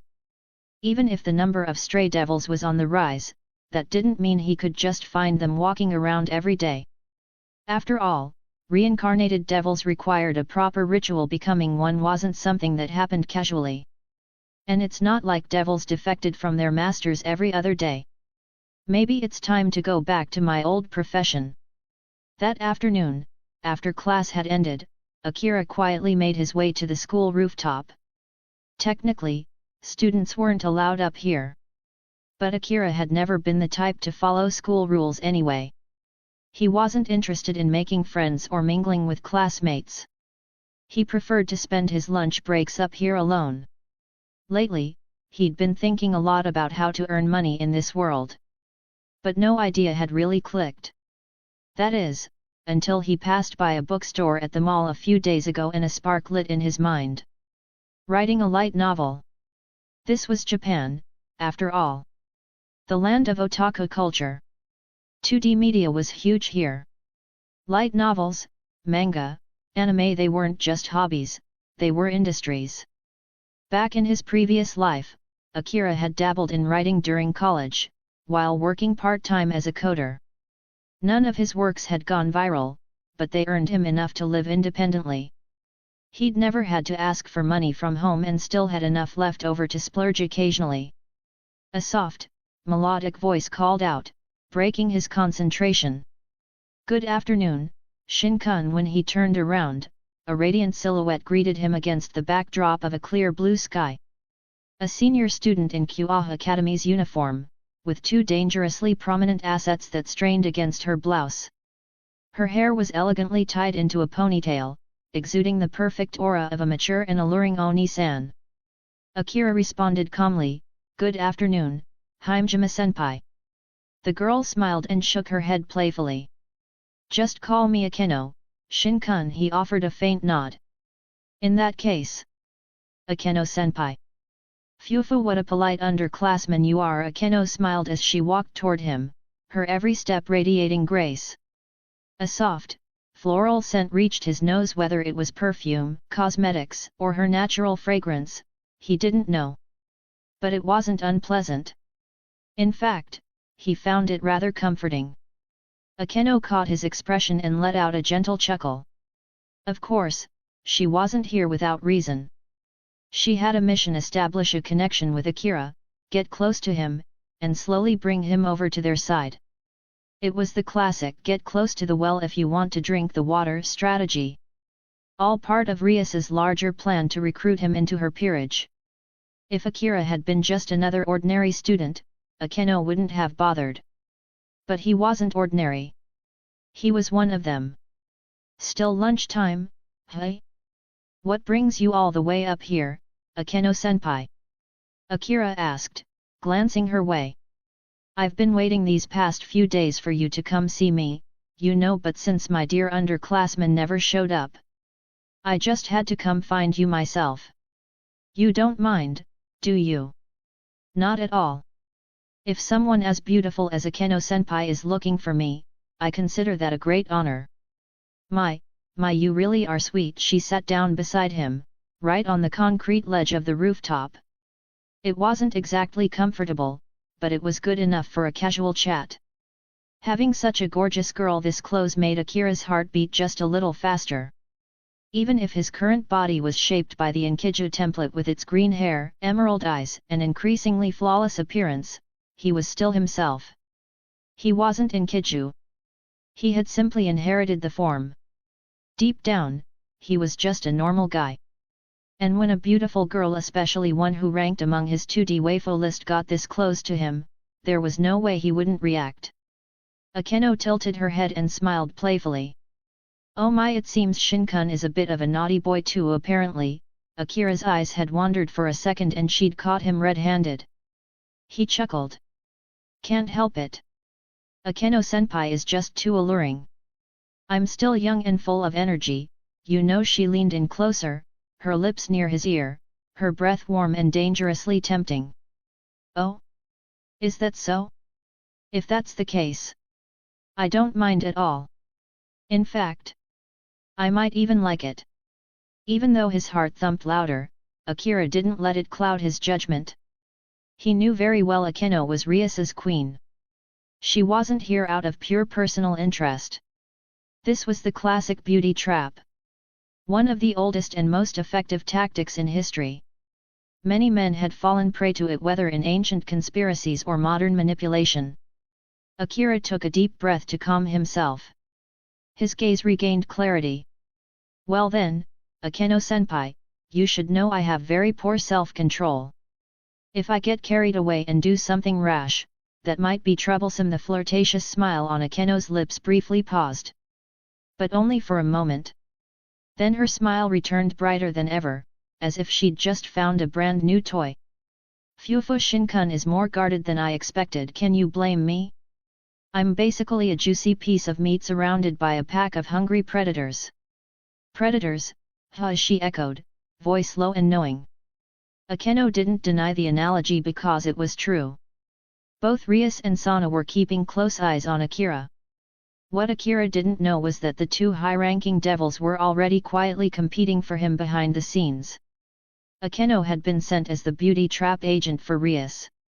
Meanwhile, Sana had already dispatched her own representative. Then, changing the subject, Akira looked at her with mild curiosity. By the way, Akeno-senpai. I have a favor to ask. What is it? She asked, her tone light and interested. Do you happen to know anything about light novel publishers? Her eyes blinked once, surprised. Light novels? Are you planning to write one? Well, life has to move on. Don't laugh, okay, but right now, I've only got 80,000 yen left to my name. Yab. 80,000 yen. He'd spent 11,000 yen earlier on a laptop, not a fancy one, but decent enough to get started. That money had come from that blonde punk he mugged the other day. It was his only real capital right now. Akeno looked at him for a moment, and this time, her smile was gentler. If Shin-kun needs money, senpai wouldn't mind helping, you know, she said it softly. This time, it wasn't part of the mission. It was a genuine impulse born not from strategy, but from something softer, something human. Chapter 17, Preparing to become a plagiarist novelist. Chapter 17, Preparing to become a light novel plagiarist. Akira's only response to Akeno's bold offer was a wry little smile. He had no intention of climbing up the ladder that easily. Akeno-senpai, I'm a guy, you know. I'm just trying to survive. There's a saying, help in an emergency, not out of pity. Don't tell me you're planning to sponsor my lifestyle. He raised a brow, voice half serious, half teasing. I wouldn't mind if it's you, Shin-kun, I wouldn't mind at all, Akeno replied playfully, her voice laced with gentle mischief. Whoa! You're making my heart skip a beat, but I'll pass. Akira shook his head firmly. That kind of offer was clearly a dangerous trap, no matter how tempting. Akeno just smiled at him, her usual charming, elegant smile. Her eyes quietly studied his expression with a glimmer of amusement, and for a second, Akira's cheeks tinted slightly. After all, Akeno was the perfect Oni-san type that countless men dreamed of. To say he wasn't interested would be a lie. But at this point in time, Akira knew he wasn't in a position to be thinking about things like that. In that case, he continued, clearing his throat and steering the conversation to safer waters, Akeno-senpai, does Rias-senpai happen to have any connections in the light novel publishing world? I'm not really sure about that, Akeno replied thoughtfully. But I can ask her for you. I wouldn't be surprised if Rias does have a few contacts. Then I'll leave it to you. I'd really appreciate it. Akeno placed a hand on her hip and tilted her head slightly, lips curling up again. If I get results, you'll treat me to a nice meal, right, Shin-kun? Of course. This was a golden opportunity for Akeno to build a better rapport with Akira. Even if she didn't have any connections herself, she was more than willing to go out of her way to find some. Frankly, if it meant forming a relationship with someone like Akira, Akeno was certain Rias would even go as far as buying an entire publishing company just to support him. Even if Akira couldn't write a single word, money alone could turn him into a famous author. In Japan, referred to as Japan/Fuzu, in this world, absolute power was concentrated in the hands of elite clans and noble families. A doctor's child became a doctor. A businessman's child inherited the business. A politician's child grew into another high-ranking official. That was just how things worked. As for commoners, the only real way to ascend the social ladder was through marriage. Some prestigious families with no heirs would search for an exceptional man to marry into the family. After marriage, the man would take the wife's surname and become part of the family, completely absorbed into their identity.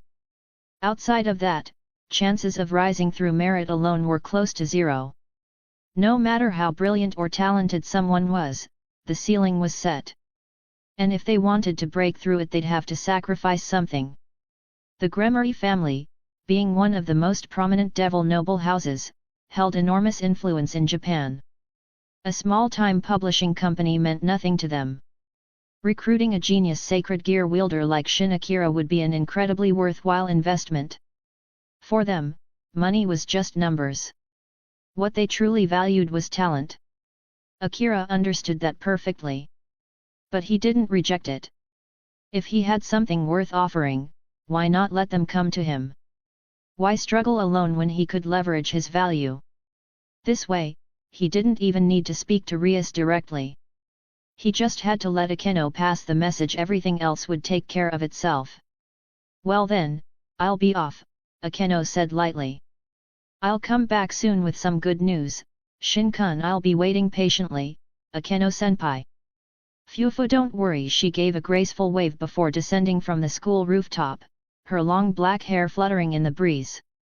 Lunch break was just about to end. Although there weren't many afternoon classes left, skipping wasn't an option. Akira picked himself up and returned to his classroom. For him, afternoon classes were just a way to pass the time. The textbook material? He'd already mastered all of it. Usually, he would sit near the window and gaze out at the scenery. But that wasn't because he disliked being a student. On the contrary, with a completely new identity and a cleansed mental state, just being able to sit in class again without any pressure, felt oddly comforting. And that very afternoon, Akira finally decided which masterpiece he would bring into this world. Yahari or no Seishun love comedy Wa Makagataru. My teen romantic comedy Snafu, a light novel he considered a true literary gem. And its protagonist, the master of loneliness, Hikigaya Hachiman, was one of the anime characters he respected the most. In Orario, Hachiman went through countless bitter experiences, nearly all of them landmines unique to youth, confessing to someone and getting rejected so badly they couldn't even stay friends afterward. Thinking a girl was talking to him, only to find out she was talking to someone else. Believing a girl liked him, only for it to be one big misunderstanding. Hachiman's quotes could honestly fill an entire book of aphorisms. What mattered most was that every single wound, every cringeworthy failure, every disappointment Hachiman endured, felt real. It was that sense of emotional resonance that made Akira love the series so much. And now, living in a 2D world, why not? He would become a story courier and deliver that masterpiece into this universe. Old school building, Kuoh Academy, occult research club room. So, he's seriously that broke? He wants to write a light novel. Rias stared at Akeno, half surprised and half in disbelief. It sounded way too absurd. Was Akira really that poor? Didn't he say he only had 80,000 yen to his name? Off to the side, Konako munched on her snack quietly. She recalled the way Akira's eyes had sparkled when he saw those tens of thousands of yen in his wallet. Back then, she didn't understand why he looked so happy. But now, maybe that amount really was a big deal to him. If he's that desperate for money, couldn't we just use cash to recruit him? Chiba finally spoke up, offering a suggestion that sounded logical at first. Absolutely not. Definitely not. Akeno and Rias shot him down in perfect unison, their voices firm and synchronized, causing Chiba to shrink back a little in embarrassment. Yep, that was definitely a dumb thing to say. Yuato, if we try to bribe him with money, it'll backfire, Rias said firmly.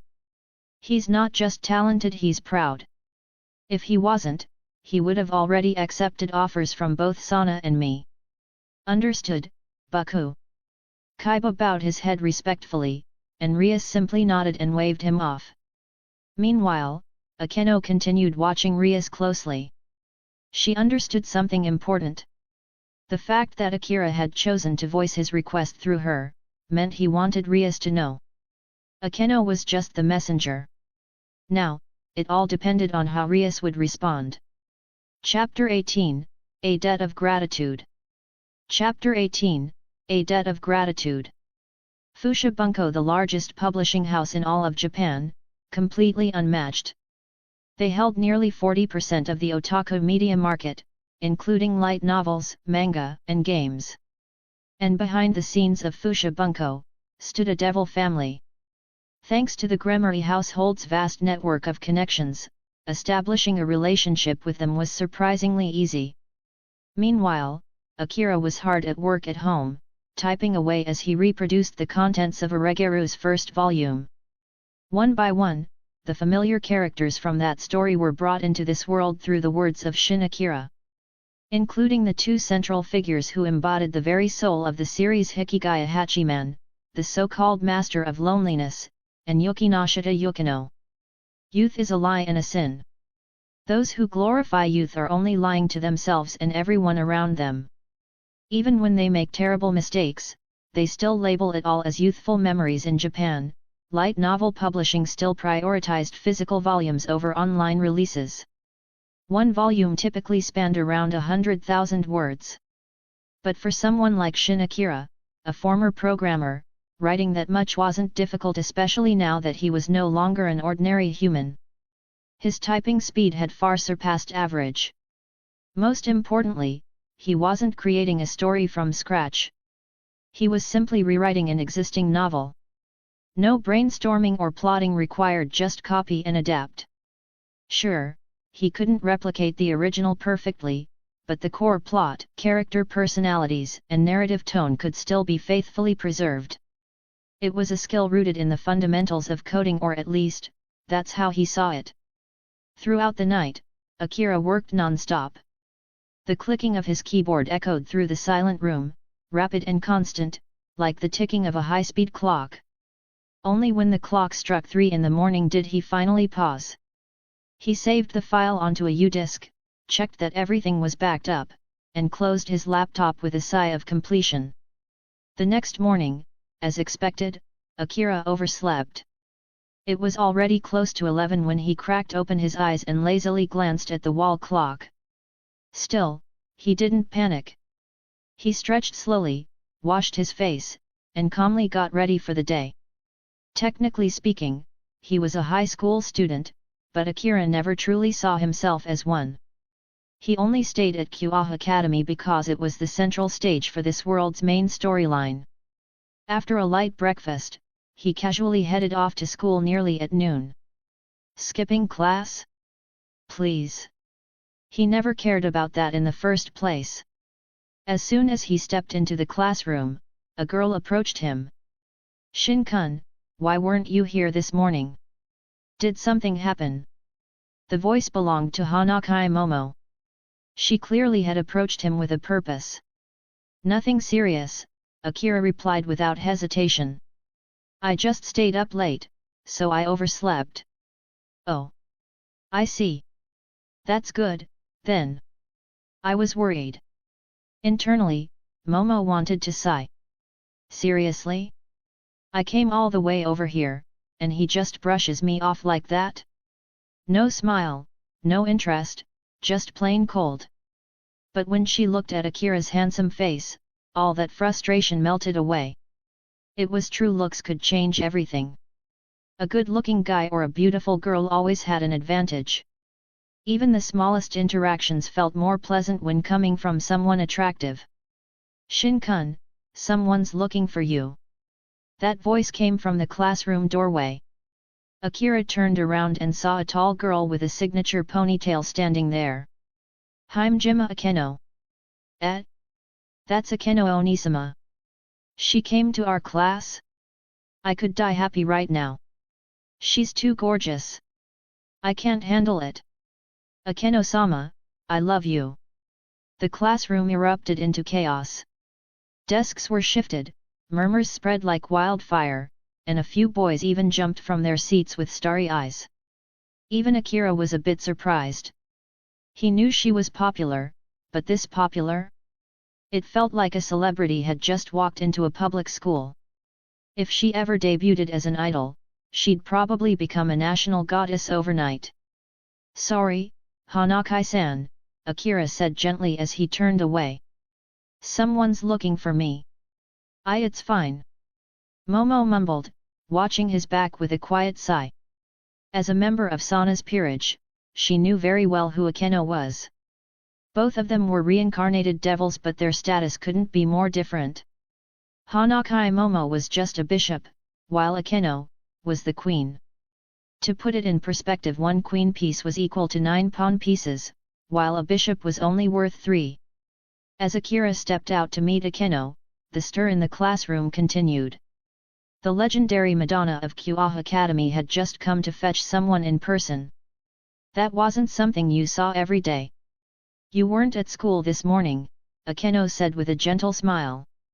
I was so worried I thought about messaging you, but then I realized, I don't even have Shinkun's number. Yeah, Akira replied with a nod. My old phone went missing. I haven't had time to get a new one. I see, so that's why you're in such a rush to make money. Akeno smiled knowingly, her voice light and teasing. Whether or not it was true didn't matter. If Akira said it, then it was fact, everything else was irrelevant. If Akeno-senpai went out of her way to look for me, I'm guessing it's good news, he asked, a slight tilt to his head. Bingo, Akeno beamed. Rias worked really hard last night and finally managed to get in touch with someone from Fuchsia Bunko.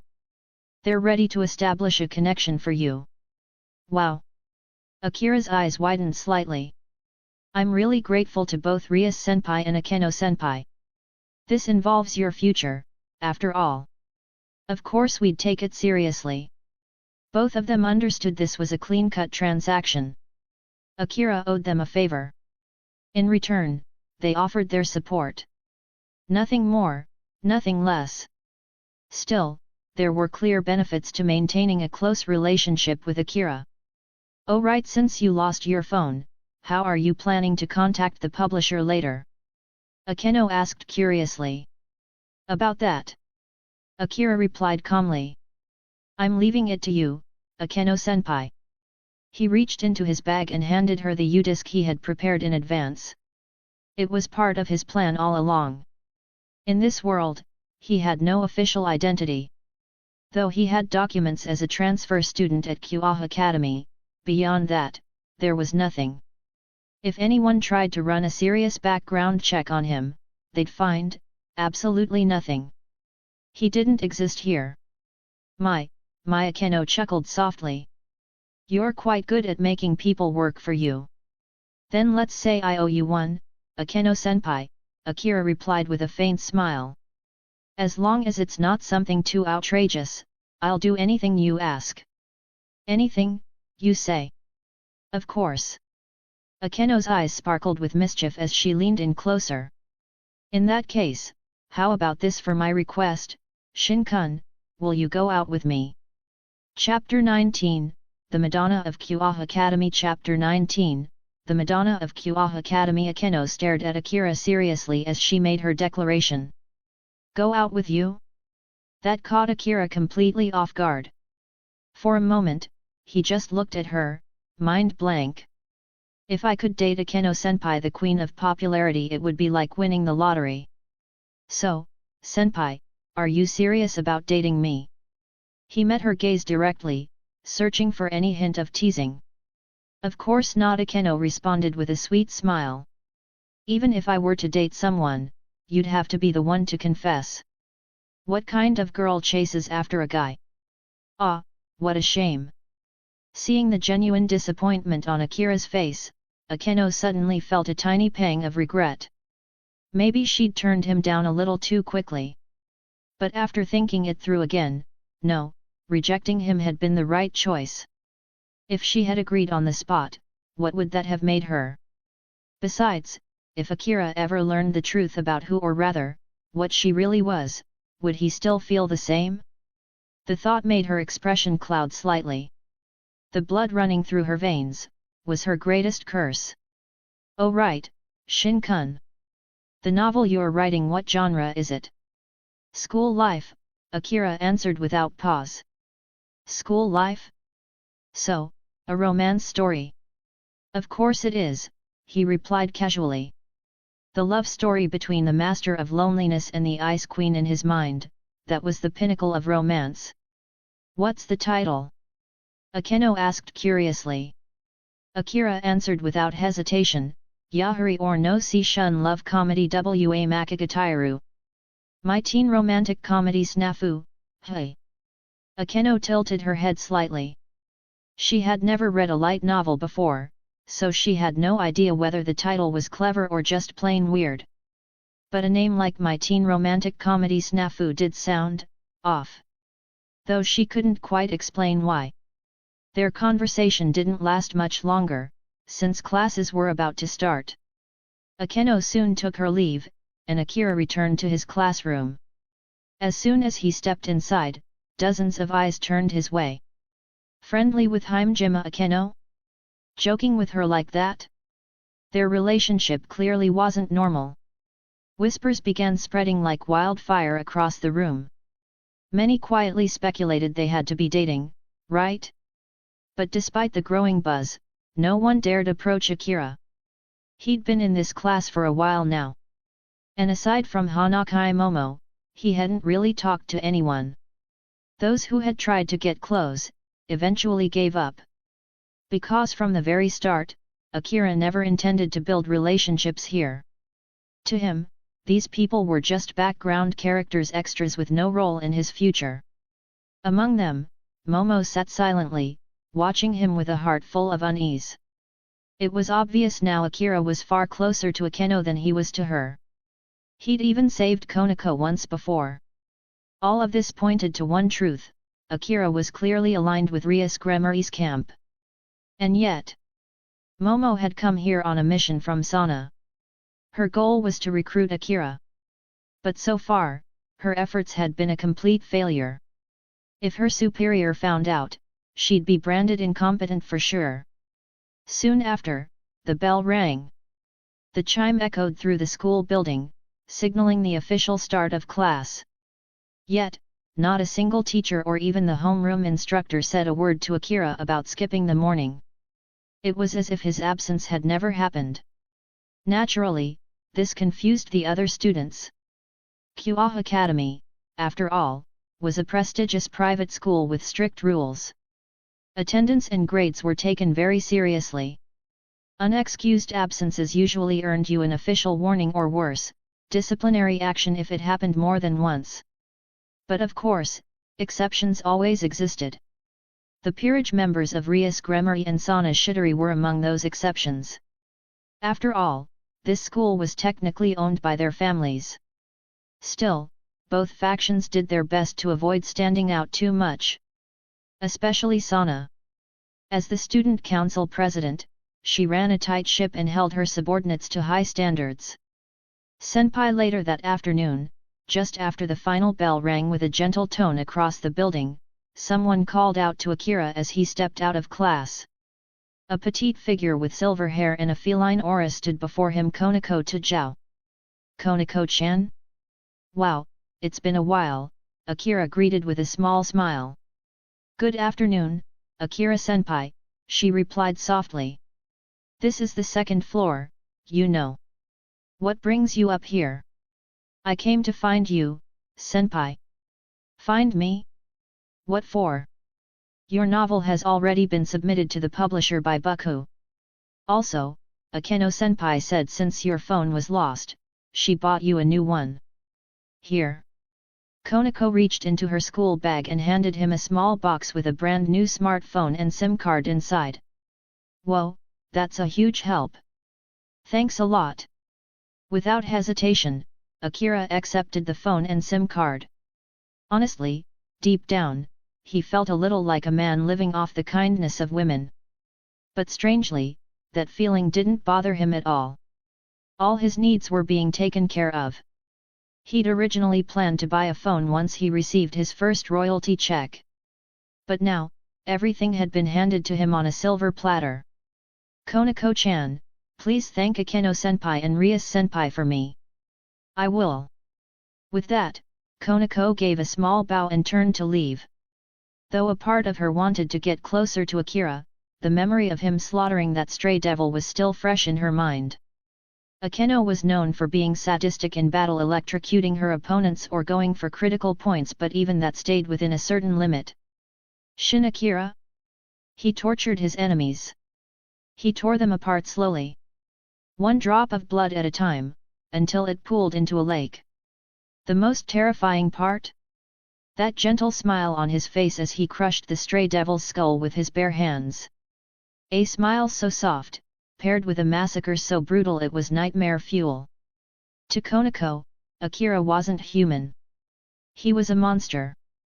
A madman. Unpredictable and terrifying. But Akira himself didn't seem to mind the change in her attitude.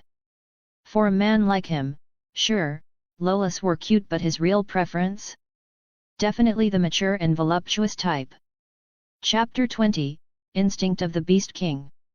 Chapter 20, Instinct of the Beast King. A loud smack rang out as a wet spray of blood splattered into the air, followed by the heavy thud of a stray devil collapsing to the ground, motionless.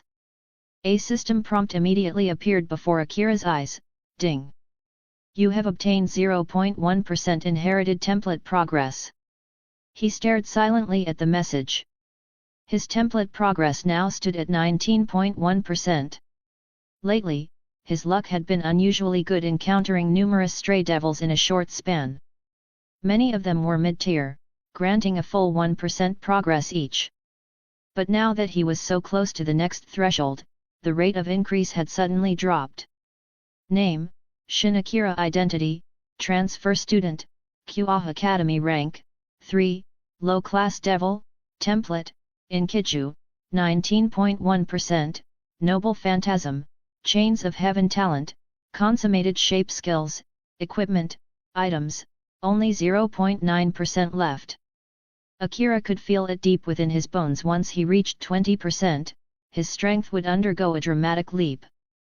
Even now, he stood at the peak of low-class devils. With the Chains of Heaven at his command, he felt confident not only holding his ground against mid-class devils, but actually defeating them. A faint rustling reached his ears. Several figures approached from a distance. It was the Gremory group. After all, stray devil extermination in this region was officially under Rias Gremory's jurisdiction. But recently, Akira had been beating them to the punch more often than not. This wasn't the first time. My Shin-kun beat us here again, Akeno remarked playfully as she walked toward him. By this point, she was undoubtedly the closest person to Akira at Kuoh Academy. All matters regarding the publication of Orario had been handled by her. Akira merely sat back and received the results. At first, Rias and her group had been confused, but after reading the novel, even Rias, a noble-born devil of the underworld, had found herself moved by its quiet strength. Backed by a major publisher and armed with a masterpiece of a story, Orario had exploded in popularity within the light novel community. In just under 2 weeks, Akira's earnings had already reached nearly 10 million yen. Shin-kun, you seem awfully passionate about hunting stray devils. In just 2 weeks, you've taken out 80% of our targets before we even got here, Rias said with a tired sigh. Akira gave a slight shrug and smiled. Well, what can I say? I just happen to run into them a lot. Do you seriously expect us to believe that? Rias narrowed her eyes in disbelief. Honestly, she wanted to smack him. This green-haired, green-eyed boy with flawless looks and a calm demeanor was out wandering like he was bait every night. Even worse, he had a habit of strolling into remote areas in the evening or late at night. That wasn't coincidence. That was intentional provocation. Rias-senpai, don't be like that. I'm a good student, remember? Akira offered with a mischievous smile. Oh yes. A good student who never pays attention in class, skips constantly, and always leaves early. Rias deliberately emphasized the word good. Academically, Akira was practically a delinquent. But, my grades are perfect, right? That one line shut her down. Rias opened her mouth to retort, then closed it again. Because it was true. In the recent mock exams, Akira had scored a perfect 100 in every subject. His name had gone viral throughout the school. Since then, none of the teachers dared to say a word about his truancy or early departures. Without warning, a violent gust cut through the night air. From the shadows, a dark figure lunged toward Akira at blistering speed. Watch out! Akeno called out instinctively, her palm flashing as she summoned a burst of lightning. The bolt lit up the dark alley, but the enemy dodged it effortlessly. Even Konako and Chiba rushed forward to defend, but Chiba couldn't keep up with the speed. This wasn't a low-class devil. It was something far more dangerous. A vicious slash was halted inches away from Akira's face as a silver chain materialized out of thin air, its metallic surface gleaming under the moonlight. The enemy revealed itself in full twisted features, beast-like legs, and elongated arms ending in claws that gleamed like obsidian. Hey? Another stray devil? But the underworld hasn't reported any new activity. Rias frowned, puzzled. The chaotic, bloodthirsty aura radiating from the creature left no doubt it was definitely a stray devil. These beings were once devils who had betrayed their masters and become cursed by their contracts. While Rias tried to make sense of it, Akira's eyes lit up with barely contained excitement. Perfect. The missing 0.9% had just come knocking. You want to kill me? Go ahead and try. He didn't flinch, meeting the creature's fiery gaze head-on. In an instant, the stray devil blurred again, its speed even greater than before. But golden rings spun into the air, rotating rapidly. From within those radiant loops, silver chains erupted with a sharp hum. The glowing links moved with uncanny precision, weaving together into a shifting barricade around Akira's body like a net of divine judgment. Claws raked against metal. A burst of force rang through the air. Bones cracked as momentum clashed with divine power. Each strike rebounded violently, doing nothing but damaging the attacker. Slashes were deflected, claws bent, and with every exchange, the creature's body took more punishment. Rias watched silently. She could tell at a glance Akira had grown. His mana flow, his control over the chains, his summoning capacity, everything had improved in just 2 weeks. For a human, that kind of growth was terrifying. Most humans, even sacred gear holders, hit a ceiling somewhere around high-class devil rank. Very few ever reached Mu level. But Akira was different. The stray devil lunged again, reckless and desperate. One opening was all Akira needed. A chain surged forth, coiling around the enemy's shoulder and driving itself in with brutal force. That single mistake led to another. And another. The creature's wild flailing turned into a mess of errors. The silver chains took advantage of every gap, wrapping tighter with each failed attack. Golden light burst from the bindings as they ignited with judgment energy, cutting through the night like a silent roar. The system's voice returned. Ding! You have obtained 3% inherited template progress. Ding! Congratulations, host! You have awakened a new talent, Instinct of the Beast King. Instinct of the Beast King born from the wild. Despite speaking with grace and behaving politely, the user possesses an untamed, feral combat instinct. The moment the new talent activated, Akira felt it, an overwhelming surge of power coursing through every fiber of his being. It wasn't just energy. It was something deeper. A primal awareness. A wild, animalistic intuition. Instinct of the Beast King, a combat sense honed by nature, not taught by any mentor. Though Enkidu was known for his gentle demeanor, once he entered battle, he transformed completely. Not into a knight. Not into a hero. But into a beast. That was the origin of the title Beast King. He wasn't raised among humans but monsters. Author's note: this is a personalized take on Enkidu's background. If it doesn't align with your interpretation, I hope you'll understand. This story doesn't seek to copy the original 1:1 Chapter 21, The Fight Against Chiba, Part 1, Chapter 21, The Fight Against Chiba, Part 1. Akira glanced at the corpse of the stray devil he had just defeated. Without a doubt, that one had been a mid-class devil, not some low-tier fodder. And with that, one of his long-standing questions was finally answered. Defeating a mid-class devil granted 3% progress in his inherited template. Which made him wonder how much would he gain from taking down a high-class devil? An ultimate class devil? Or even a Mu? Just how far could he push his template that way? Name: Shin Akira. Identity: transfer student of Kuoh Academy. Rank: Level 4, mid-class devil. Template: Enkidu, 22.1%, Noble Phantasm, Chains of Heaven. Talents: consummated shape, Beast King's instinct skills, equipment, items, level 4 equal to a mid-class devil. That was the result of all his training and effort over the past half-month. Truly surprising. That stray devil just now, it was mid-class, and you defeated it. Rhea stared at the corpse with a serious expression. She would need to reassess her evaluation of Akira's strength. At first, she had assumed the boy was only a low-class devil. But not only had he surpassed that stage, he had even defeated a mid-class one entirely on his own. And to make it more shocking, Akira was younger than her. He had no noble bloodline or family backing him. Everything he'd achieved was purely from his own talent and effort. That alone already qualified him as a prodigy. It was worth noting that even Chiba Yuto, who wielded a sacred gear and was the same age as Akira, had undergone rigorous training since childhood.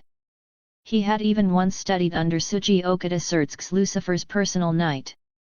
And yet, Chiba was still stuck at the low-class level, only now approaching the threshold of mid-class. Only to protect myself, Akira replied calmly, without a trace of arrogance or pride. To him, reaching mid-class wasn't something worth celebrating. He understood well when the real story began, his enemies would be far more terrifying. Forget the Muay for now, he at least needed the strength of an ultimate class devil just to survive. Still, with the new ability he had just obtained, Beast King's instinct, he felt like a wild predator.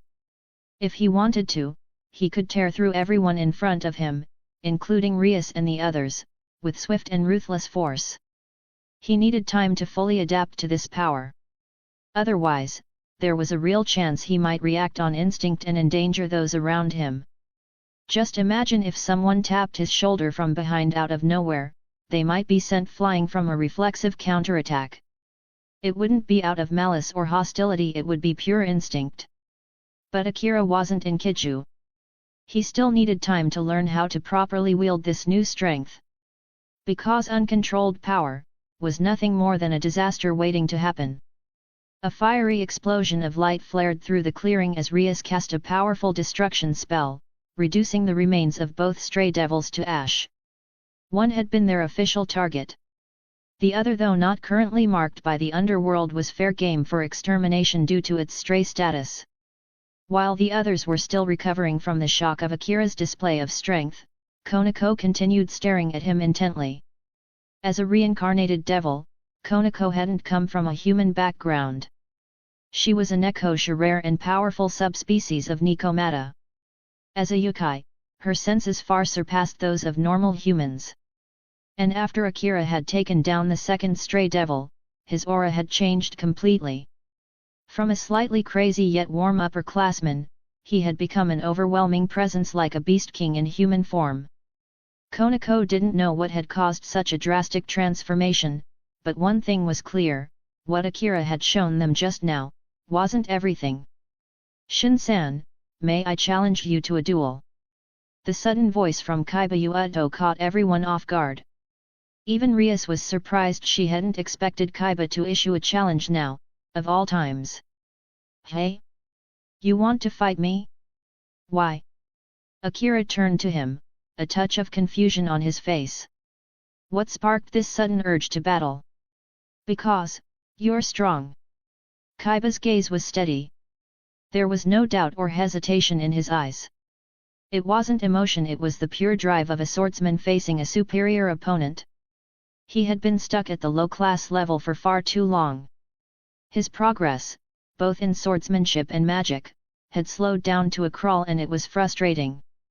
His master, Rias, was currently bound by a marriage contract she didn't want. As the knight she had once saved from the brink of death, Chiba wanted to protect her. But with his current power, he wasn't even close to capable. And for a true swordsman, the best way to break through a bottleneck was through battle. "Sounds interesting. All right, I accept your challenge." Akira's calm voice carried no hesitation. "Thank you." Chiba bowed deeply, his tone sincere. He knew full well Akira had just finished 2 heavy battles and was likely not in top form. In that sense, his challenge might be considered inconsiderate. But he still went through with it because the opportunity was too important to let go. Come, then. Show me the power of Rias Gremaris Knight.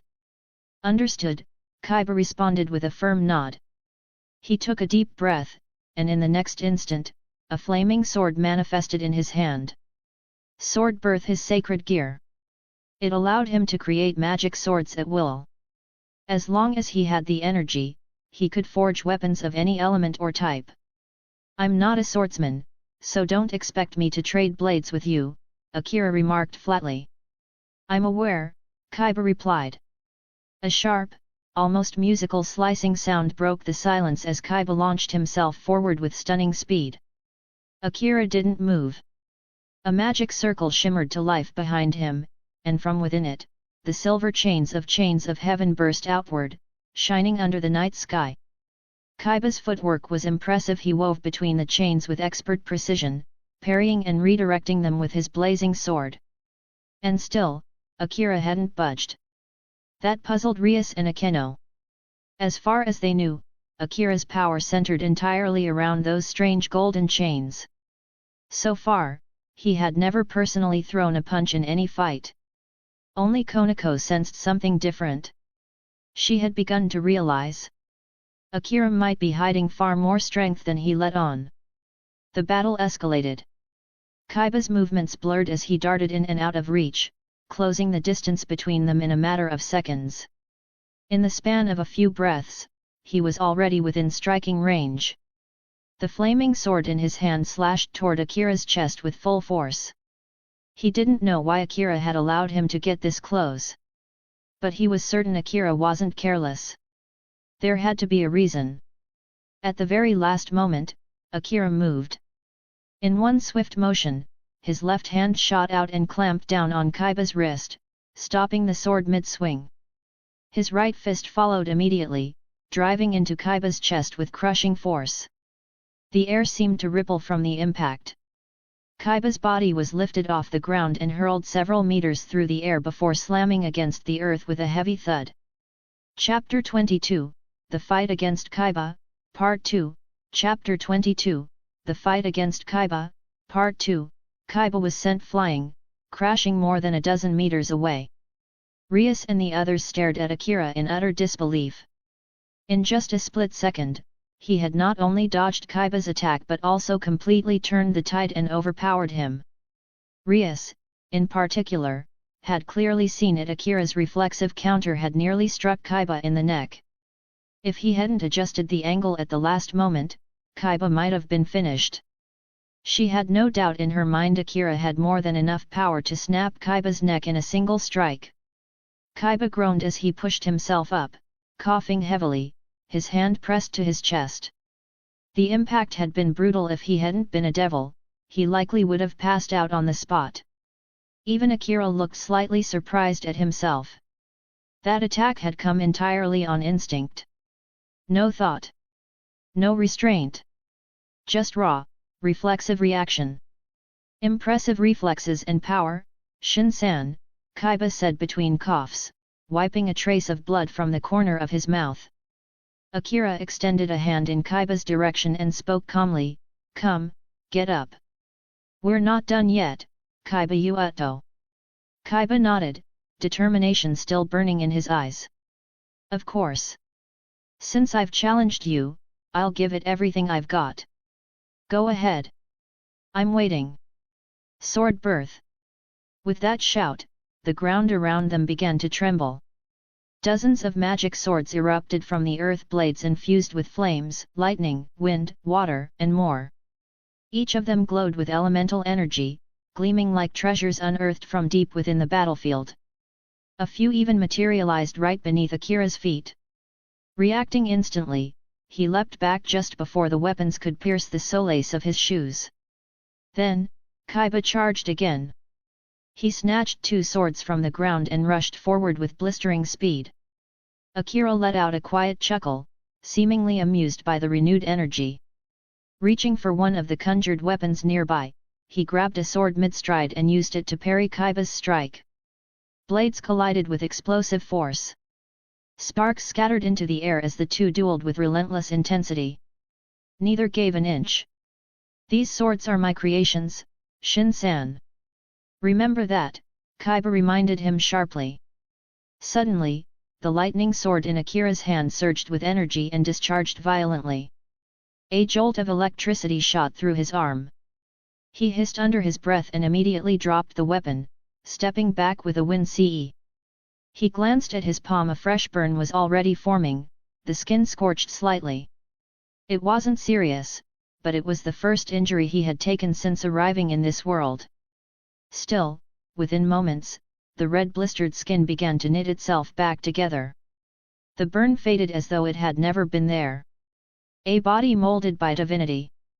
As long as Akira remained connected to the natural flow of the earth, his form would regenerate endlessly. Minor injuries, even lethal ones, meant little. Chiba didn't let up. His next charge came swiftly, this time dual-wielding two of his strongest offensive blades, one blazing with fire, the other crackling with lightning. Akira's eyes lit up with something that resembled anticipation. He stepped forward to meet the strike. Chiba's sword cut through the air, but Akira slid to the side, dodging effortlessly, and drove a punch straight into Chiba's chest. The blow was sharp and clean. Chiba staggered, the force reverberating through his ribs. He swung in retaliation, but Akira caught his arm mid-motion. With precise control, Akira blocked the incoming slash from the second sword using his forearm, then pivoted and delivered a brutal kick to Chiba's waist. Chiba dropped to one knee, breathless. The moment he did, Akira seized his wrist again and brought one of the fallen blades up to Chiba's throat.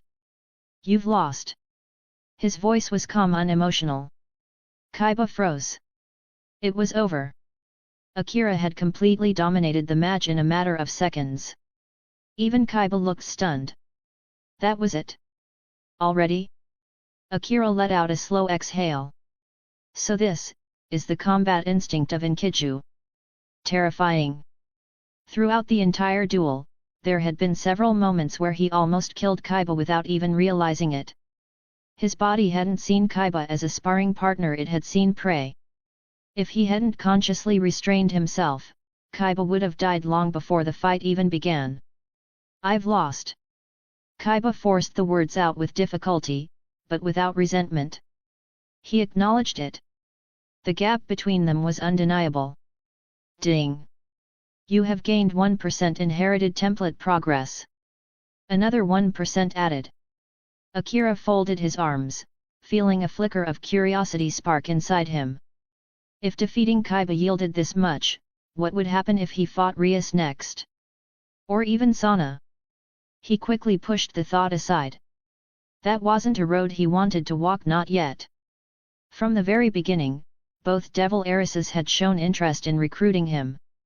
To them, he was a valuable asset, or more bluntly, a tool. A servant. And that was something Akira had no intention of becoming. After all, he had been reincarnated into this world with a cheat system. Becoming someone else's pawn would defeat the entire purpose of his existence here. Sure, in the original story, Hyudo Issei had lived a life that most men would envy. But that was his story. Akira wasn't about to copy anyone. Besides, look at Issei's kids, how many of them even carried the Hyudo name? In Japan, it was customary for the wife to take the husband's surname. So when you really looked at it, Issei's harem seemed more like a coalition of noble alliances than a true family. Still, you had to admit Issei lived the dream. Not like that other Makoto. One got a global harem. The other got decapitated. That was incredible, Shin-kun. A voice came from behind. Akeno approached with her usual calm smile, though her eyes sparkled with admiration. Akira glanced her way, his voice flat. Just self-defense. That same, indifferent reply again. The moment he said it, the expressions of Rias, Akeno, Chiba, and Konako all stiffened. They'd heard that line far too many times. From the very first day they met him until now, no matter how overwhelming his display of power, his answer never changed. It was getting frustrating. Especially for Akeno. She had gone out of her way to approach him as a beautiful woman, and this was the best she could get? At least act a little flustered, will you? Chapter 23, Hyudoise. Chapter 23. Hyudoise. Inside the student council room of Kuoh Academy. So, you're saying Shin's power is now enough to rival a mid-class devil? Sana Shidori looked up from the papers on her desk, her sharp gaze fixed on the vice president standing across from her. Correct. Rias Gremari's knight, Chiba Uto, was easily defeated by him. And it wasn't because of a sacred gear, it was purely his physical strength, Tsubaki replied calmly. Hey? He didn't use a sacred gear. No, he didn't. In that case, we really do need to re-evaluate his power level. A human without the aid of a sacred gear defeating a reincarnated devil who possessed one. That kind of power, even someone like Sana felt a chill run down her spine. Previously, Rias had used the Gremari family's influence to help Akira publish his novel. And now, that very novel was trending like wildfire. Thinking back on it, just a little assistance was all it took for her to forge a good relationship with a genius brimming with potential. That was a huge win. But that wasn't the only thing bothering her. Even though he had enrolled in Kuoh Academy through the Satrai family's recommendation, why did he seem more inclined toward Rias? That was the biggest mystery to Sana, especially since Akira was classmates with Hanakai Momo. More than a month had passed, and yet the relationship between Akira and Momo remained nothing more than casual acquaintances. In contrast, his ties with Rias's group had grown noticeably closer. Any progress between Momo and him lately? Sana's voice was curious, but there was a slight edge to it. None. They barely speak to each other. It seems Shin isn't interested in Momo, Tsubaki answered with a subtle shake of her head. He's getting along so well with Rias's queen, and yet has no interest in Momo? She's got a great figure, and her silver hair is charming too. Don't tell me, he's more into the Oni-san type. Tsubaki blinked, visibly surprised. Was this really the same calm and collected student council president she knew? Who would have thought Sana was actually contemplating something like that? Forget it. If Rias has the upper hand now, then let her have it, Sana said, her expression cooling again. President, should I? There's no need, Tsubaki. Let it go. Understood. Tsubaki nodded gently. She knew very well that Sana had no intention of using her as bait to lure in the big fish named Shin Akira because their bond was more like that of sisters. But on Rias's side, even her queen, Akeno Himejima, had stepped in directly. Meanwhile, all Sana had was Tsubaki. No wonder Akira was leaning toward Rias's camp for now. Still, Tsubaki didn't really mind. As long as it was for her Kaiku's sake, she would do anything. Besides, Shin Akira was a handsome guy. If things ever did progress between them, she wouldn't exactly complain. Unfortunately, she knew full well her Kaiku would never approve of such a strategy. Oh right, what about that student suspected to possess a sacred gear? It's confirmed he definitely has a sacred gear. And most likely, it's dragon type. In that case, approach him. If possible, try to recruit him into the student council. If he passes our vetting, he'll be a huge asset for us. Got it. Tsubaki nodded again. She could tell her Kaiku might have already given up on Akira. Unlike Rias, Sana was no longer bound by an arranged engagement. She had once challenged her fiancé in a rating game, defeated him, and with the help of her older sister, Sira Fall Leviathan completely nullified the engagement. But Rias was different. She was still tied to the engagement with the third son of the Phoenix household. As rating games became more popular, the prestige of the Phoenix family only grew stronger.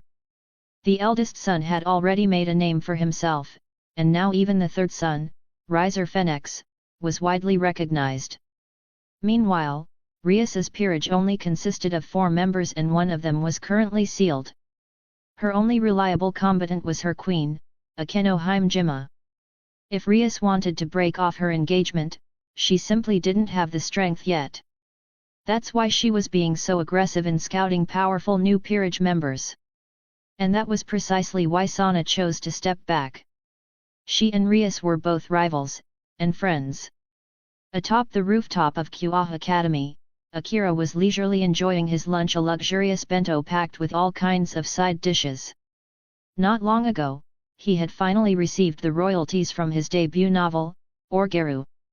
He didn't know exactly how much of it was thanks to Rias's help, but the amount had shot straight past 10 million yen. For Akira, that was a huge sum of money. Naturally, with that kind of wealth, his standard of living had skyrocketed. Especially when it came to food and drinks, he pampered himself without holding back. But just as he was savoring his meal, he spotted 3 suspicious-looking figures sneaking around nearby. It was lunchtime, and since the last class had been physical education, many students were in the middle of changing in the locker rooms. And this was Kuoh Academy, after all, a school where the number of female students vastly outnumbered the males. After spending over a month here, Akira had become familiar with the infamous perverted trio on campus. Hyudo Issei, Matsuda, and Motohama, the notorious perverted trio, who were practically local legends. They were infamous for their dirty jokes and shameless talk, despised and rejected by nearly the entire student body. They openly discussed adult videos and erotic games, grossing everyone out without remorse. Even worse, they had a habit of peeping into the girls' changing room. A habitual offense, to say the least. And right now, Akira could see the so-called main character of the story still clueless about his own fate, preparing to peek. Should he kill him now? This guy had luck that defied logic. Surrounded by beautiful girls as if he had some kind of cheat. Akira was convinced this boy was already on Rias's radar. If he got reincarnated as a devil, what would become of everything else?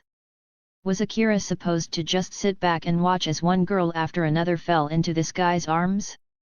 Or, would it be better to eliminate him now? As someone who had reincarnated from the third-dimensional world, Akira once admired protagonists when watching anime. But now that he was face to face with one, he felt nothing but the urge to end him. Because a main character was always destiny's chosen child. As long as he existed, everyone else was just a side character. Right then, Issei and his 2 partners had crawled their way behind the changing room. They moved carefully, trying not to make the slightest sound. This wasn't their first time, after all. Veterans in the art of perversion, they quickly made their way under the window. Slowly, they peeked inside. And instantly, a heavenly sight unfolded before their eyes. Even though they were still students, the physical development of anime girls was nothing to scoff at. This was an anime world. After all, every girl in there had assets that were completely unrealistic. A moment later, Issei's nose began to gush blood, as if a valve had suddenly burst open. He grinned with uncontained delight and quickly pulled his head back from the window. How was it? Matsuda and Motohama stared at him with expectant eyes. Super hot. Issei replied, throwing a huge thumbs up. The 2 exchanged glances and immediately rushed to take a look for themselves. But the moment they peeked, everything changed. Their expressions froze. All enthusiasm vanished. Only raw terror remained. Because inside the changing room, the girls were already standing by the window, glaring at them with unfiltered rage. The atmosphere turned ice cold in an instant. Motohama forced a shaky smile. Good afternoon. You 3 perverts again. Die. A mop came crashing down on Motohama's head with incredible force, sending him reeling backward. Matsuda was next, knocked into the air by a wide swing of a broom. Still trying to peep? You're not getting away this time. Everyone, get them. Tie them up and drag them to the student council. They need to be punished hard. Agreed. Every girl inside without exception was furious. No one would stay calm after being spied on like that. And this wasn't even the first time. They had lost count of how many times these 3 had pulled this stunt. At this point, the trio were the unofficial predators of the girls' changing room. Run! Every man for himself. Wait for me. The panic in their voices was genuine. Without a second thought, the trio bolted in 3 different directions. Fortunately for them, the girls still had to exit the changing room and circle around the building. By the time the pursuit began, the culprits had already vanished from sight. Breathing heavily, Motohama leaned against a wall. Ha! Lucky we ran fast. That was almost game over. Matsuda collapsed beside him, panting just as hard, his face pale with trauma. Issei, on the other hand, was smiling from ear to ear. He looked completely satisfied. After all, at least he had seen something. His friends got knocked around before they even had a chance. Motohama clutched his throbbing head, still wincing. We're heading to the infirmary, Issei. Got it, Issei replied casually. Motohama had a visible lump on his head from where the mop hit, while Matsuda's cheek had swelled up from the broom. Bruises decorated their faces like old battle scars. But truthfully, it wasn't anything new to them. They'd been taking beatings like this since their first year. There was even a time they got mobbed by a dozen girls for a full hour. Now that his 2 battle brothers had departed, Issei found himself standing alone. Passing students threw cold glances in his direction, stepping aside as though he were carrying a contagious disease. He told himself he didn't care. Still, it felt a little lonely without those 2 idiots around. Then suddenly excuse me.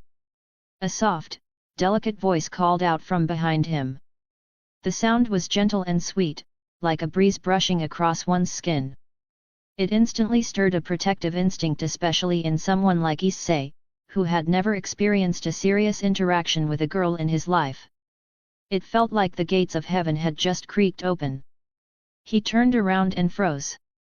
The girl standing there was undeniably cute. Her figure perfectly matched his tastes, and her shy, reserved expression was dangerously charming. Why yet? What's up? Issei asked, cautiously hopeful. This was uncharted territory. An actual girl was talking to him. And she didn't seem disgusted. The girl fidgeted, her cheeks turning slightly red. You're Hyudo Issei-senpai from class 2, right? Her voice trembled slightly with nervous energy. Issei's brain immediately detonated with 1,000 romantic fantasies. Of course. What guy wouldn't? If Hikigaya Hachiman, the great sensei of Orgeru, were here, he'd have seen right through it instantly. This is the most common teenage illusion. This girl must like me. Why yet, I'm Issei. He said, trying not to stammer. The girl hesitated, clutching her skirt slightly. What is it? Issei's heart was hammering. This whole situation, it felt exactly like one of the fantasy scenes he always imagined. Hyudo Issei-senpai, you don't have a girlfriend right now, do you? And not yet, he blurted out. Thank goodness. The girl's lips curled into a sweet smile, and Issei felt his heart practically leap out of his chest. In that case, senpai, would you be my boyfriend? Issei's eyes widened. My name is Amano Yuuma. I've admired you from afar for a long time. May I be your girlfriend? There was no pause. No hesitation. Why yes, he shouted without thinking. Thank you. Yuuma reached out and grabbed his hand, holding it gently but firmly. Her touch was warm, soft, and completely unfamiliar. For Issei, it was the first time a girl had ever touched him like this. His brain instantly went blank. And all of this was being silently observed from afar. On top of a distant rooftop, Akira stood with his arms crossed, watching the scene unfold below. His expression was calm, composed, but his eyes gleamed with a sharp, perceptive light. So this is how it all begins. His voice was barely audible, carried away by the wind. Hyudo Issei had just taken his first step onto the stage. And Akira already knew exactly what would come next. As someone who was no longer just a viewer but now a player in this world, he understood the script better than anyone. Chapter 24, The Death of Hyudo Issei. Chapter 24, The Death of Hyudo Issei. Just as Akira had predicted, Hyudo Issei and Amano Yuma officially became a couple. They spent the entire day on their first date, walking together through the city. Laughter, joy, and sweet moments filled the hours they shared. For Issei, it was an unforgettable experience, something he had only dreamed of. Since childhood, he'd developed an extreme fascination with the Oppai thanks to the mysterious stories whispered by shady old men around the neighborhood. That unhealthy obsession shaped him into a perverted teenager who was routinely shunned by girls. But today, he had a girlfriend. A real girlfriend. They were on a real date. The world felt like it had shifted. As the sun began to dip behind the horizon, the two of them arrived at a quiet, empty park. Time really flies, doesn't it, Issei-kun? Yuuma's voice was soft and full of warmth. Yet, Yuuma-chan, it feels like the whole day passed in an instant, Issei replied, a goofy grin on his face. Did you have fun today? Of course. I got to go on a date with you, Yuuma-chan. It feels like a dream. Yuuma turned her gaze toward him, her expression unusually tender.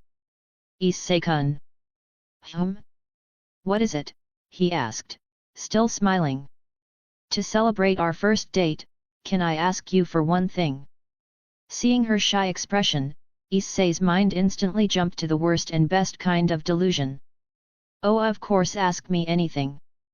Yuuma's voice dropped to a chilling tone. In that case, Issei-kun, would you die for me? In an instant, the sweet, bashful girl he had fallen for transformed into a cold, merciless devil. Her eyes, once gentle, now glowed with unrelenting killing intent. What? Yuuma-chan? Haha, that's a weird joke.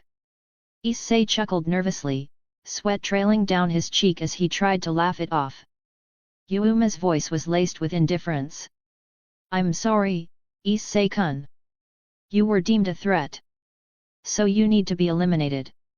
If you want to blame someone, blame the god who placed a sacred gear inside your body. Without warning, a glowing lance of light formed in her hand and shot forward with deadly precision, piercing straight through Issei's chest. The impact knocked him back a step as blood splattered onto the ground. Why, Yuuma-chan? Issei's eyes widened in disbelief, his trembling hands reaching toward the girl who had just impaled him. Black feathers slowly drifted through the air as large, obsidian wings unfurled from Yuuma's back. Her school uniform shimmered away, replaced by a skin-tight, dominatrix-like battle outfit that radiated dark energy. In the dying flickers of his consciousness, Issei's last thoughts were pathetic but honest. If only I'd gotten to touch Oppai just once. That single obsession clung to him even in death. In that regard, perhaps there was no one on earth who could rival him. Rainare, no longer pretending to be Yuuma, looked down at Issei's lifeless body, a faint, nostalgic smile playing on her lips. To be honest, today was pretty fun. I'll remember you.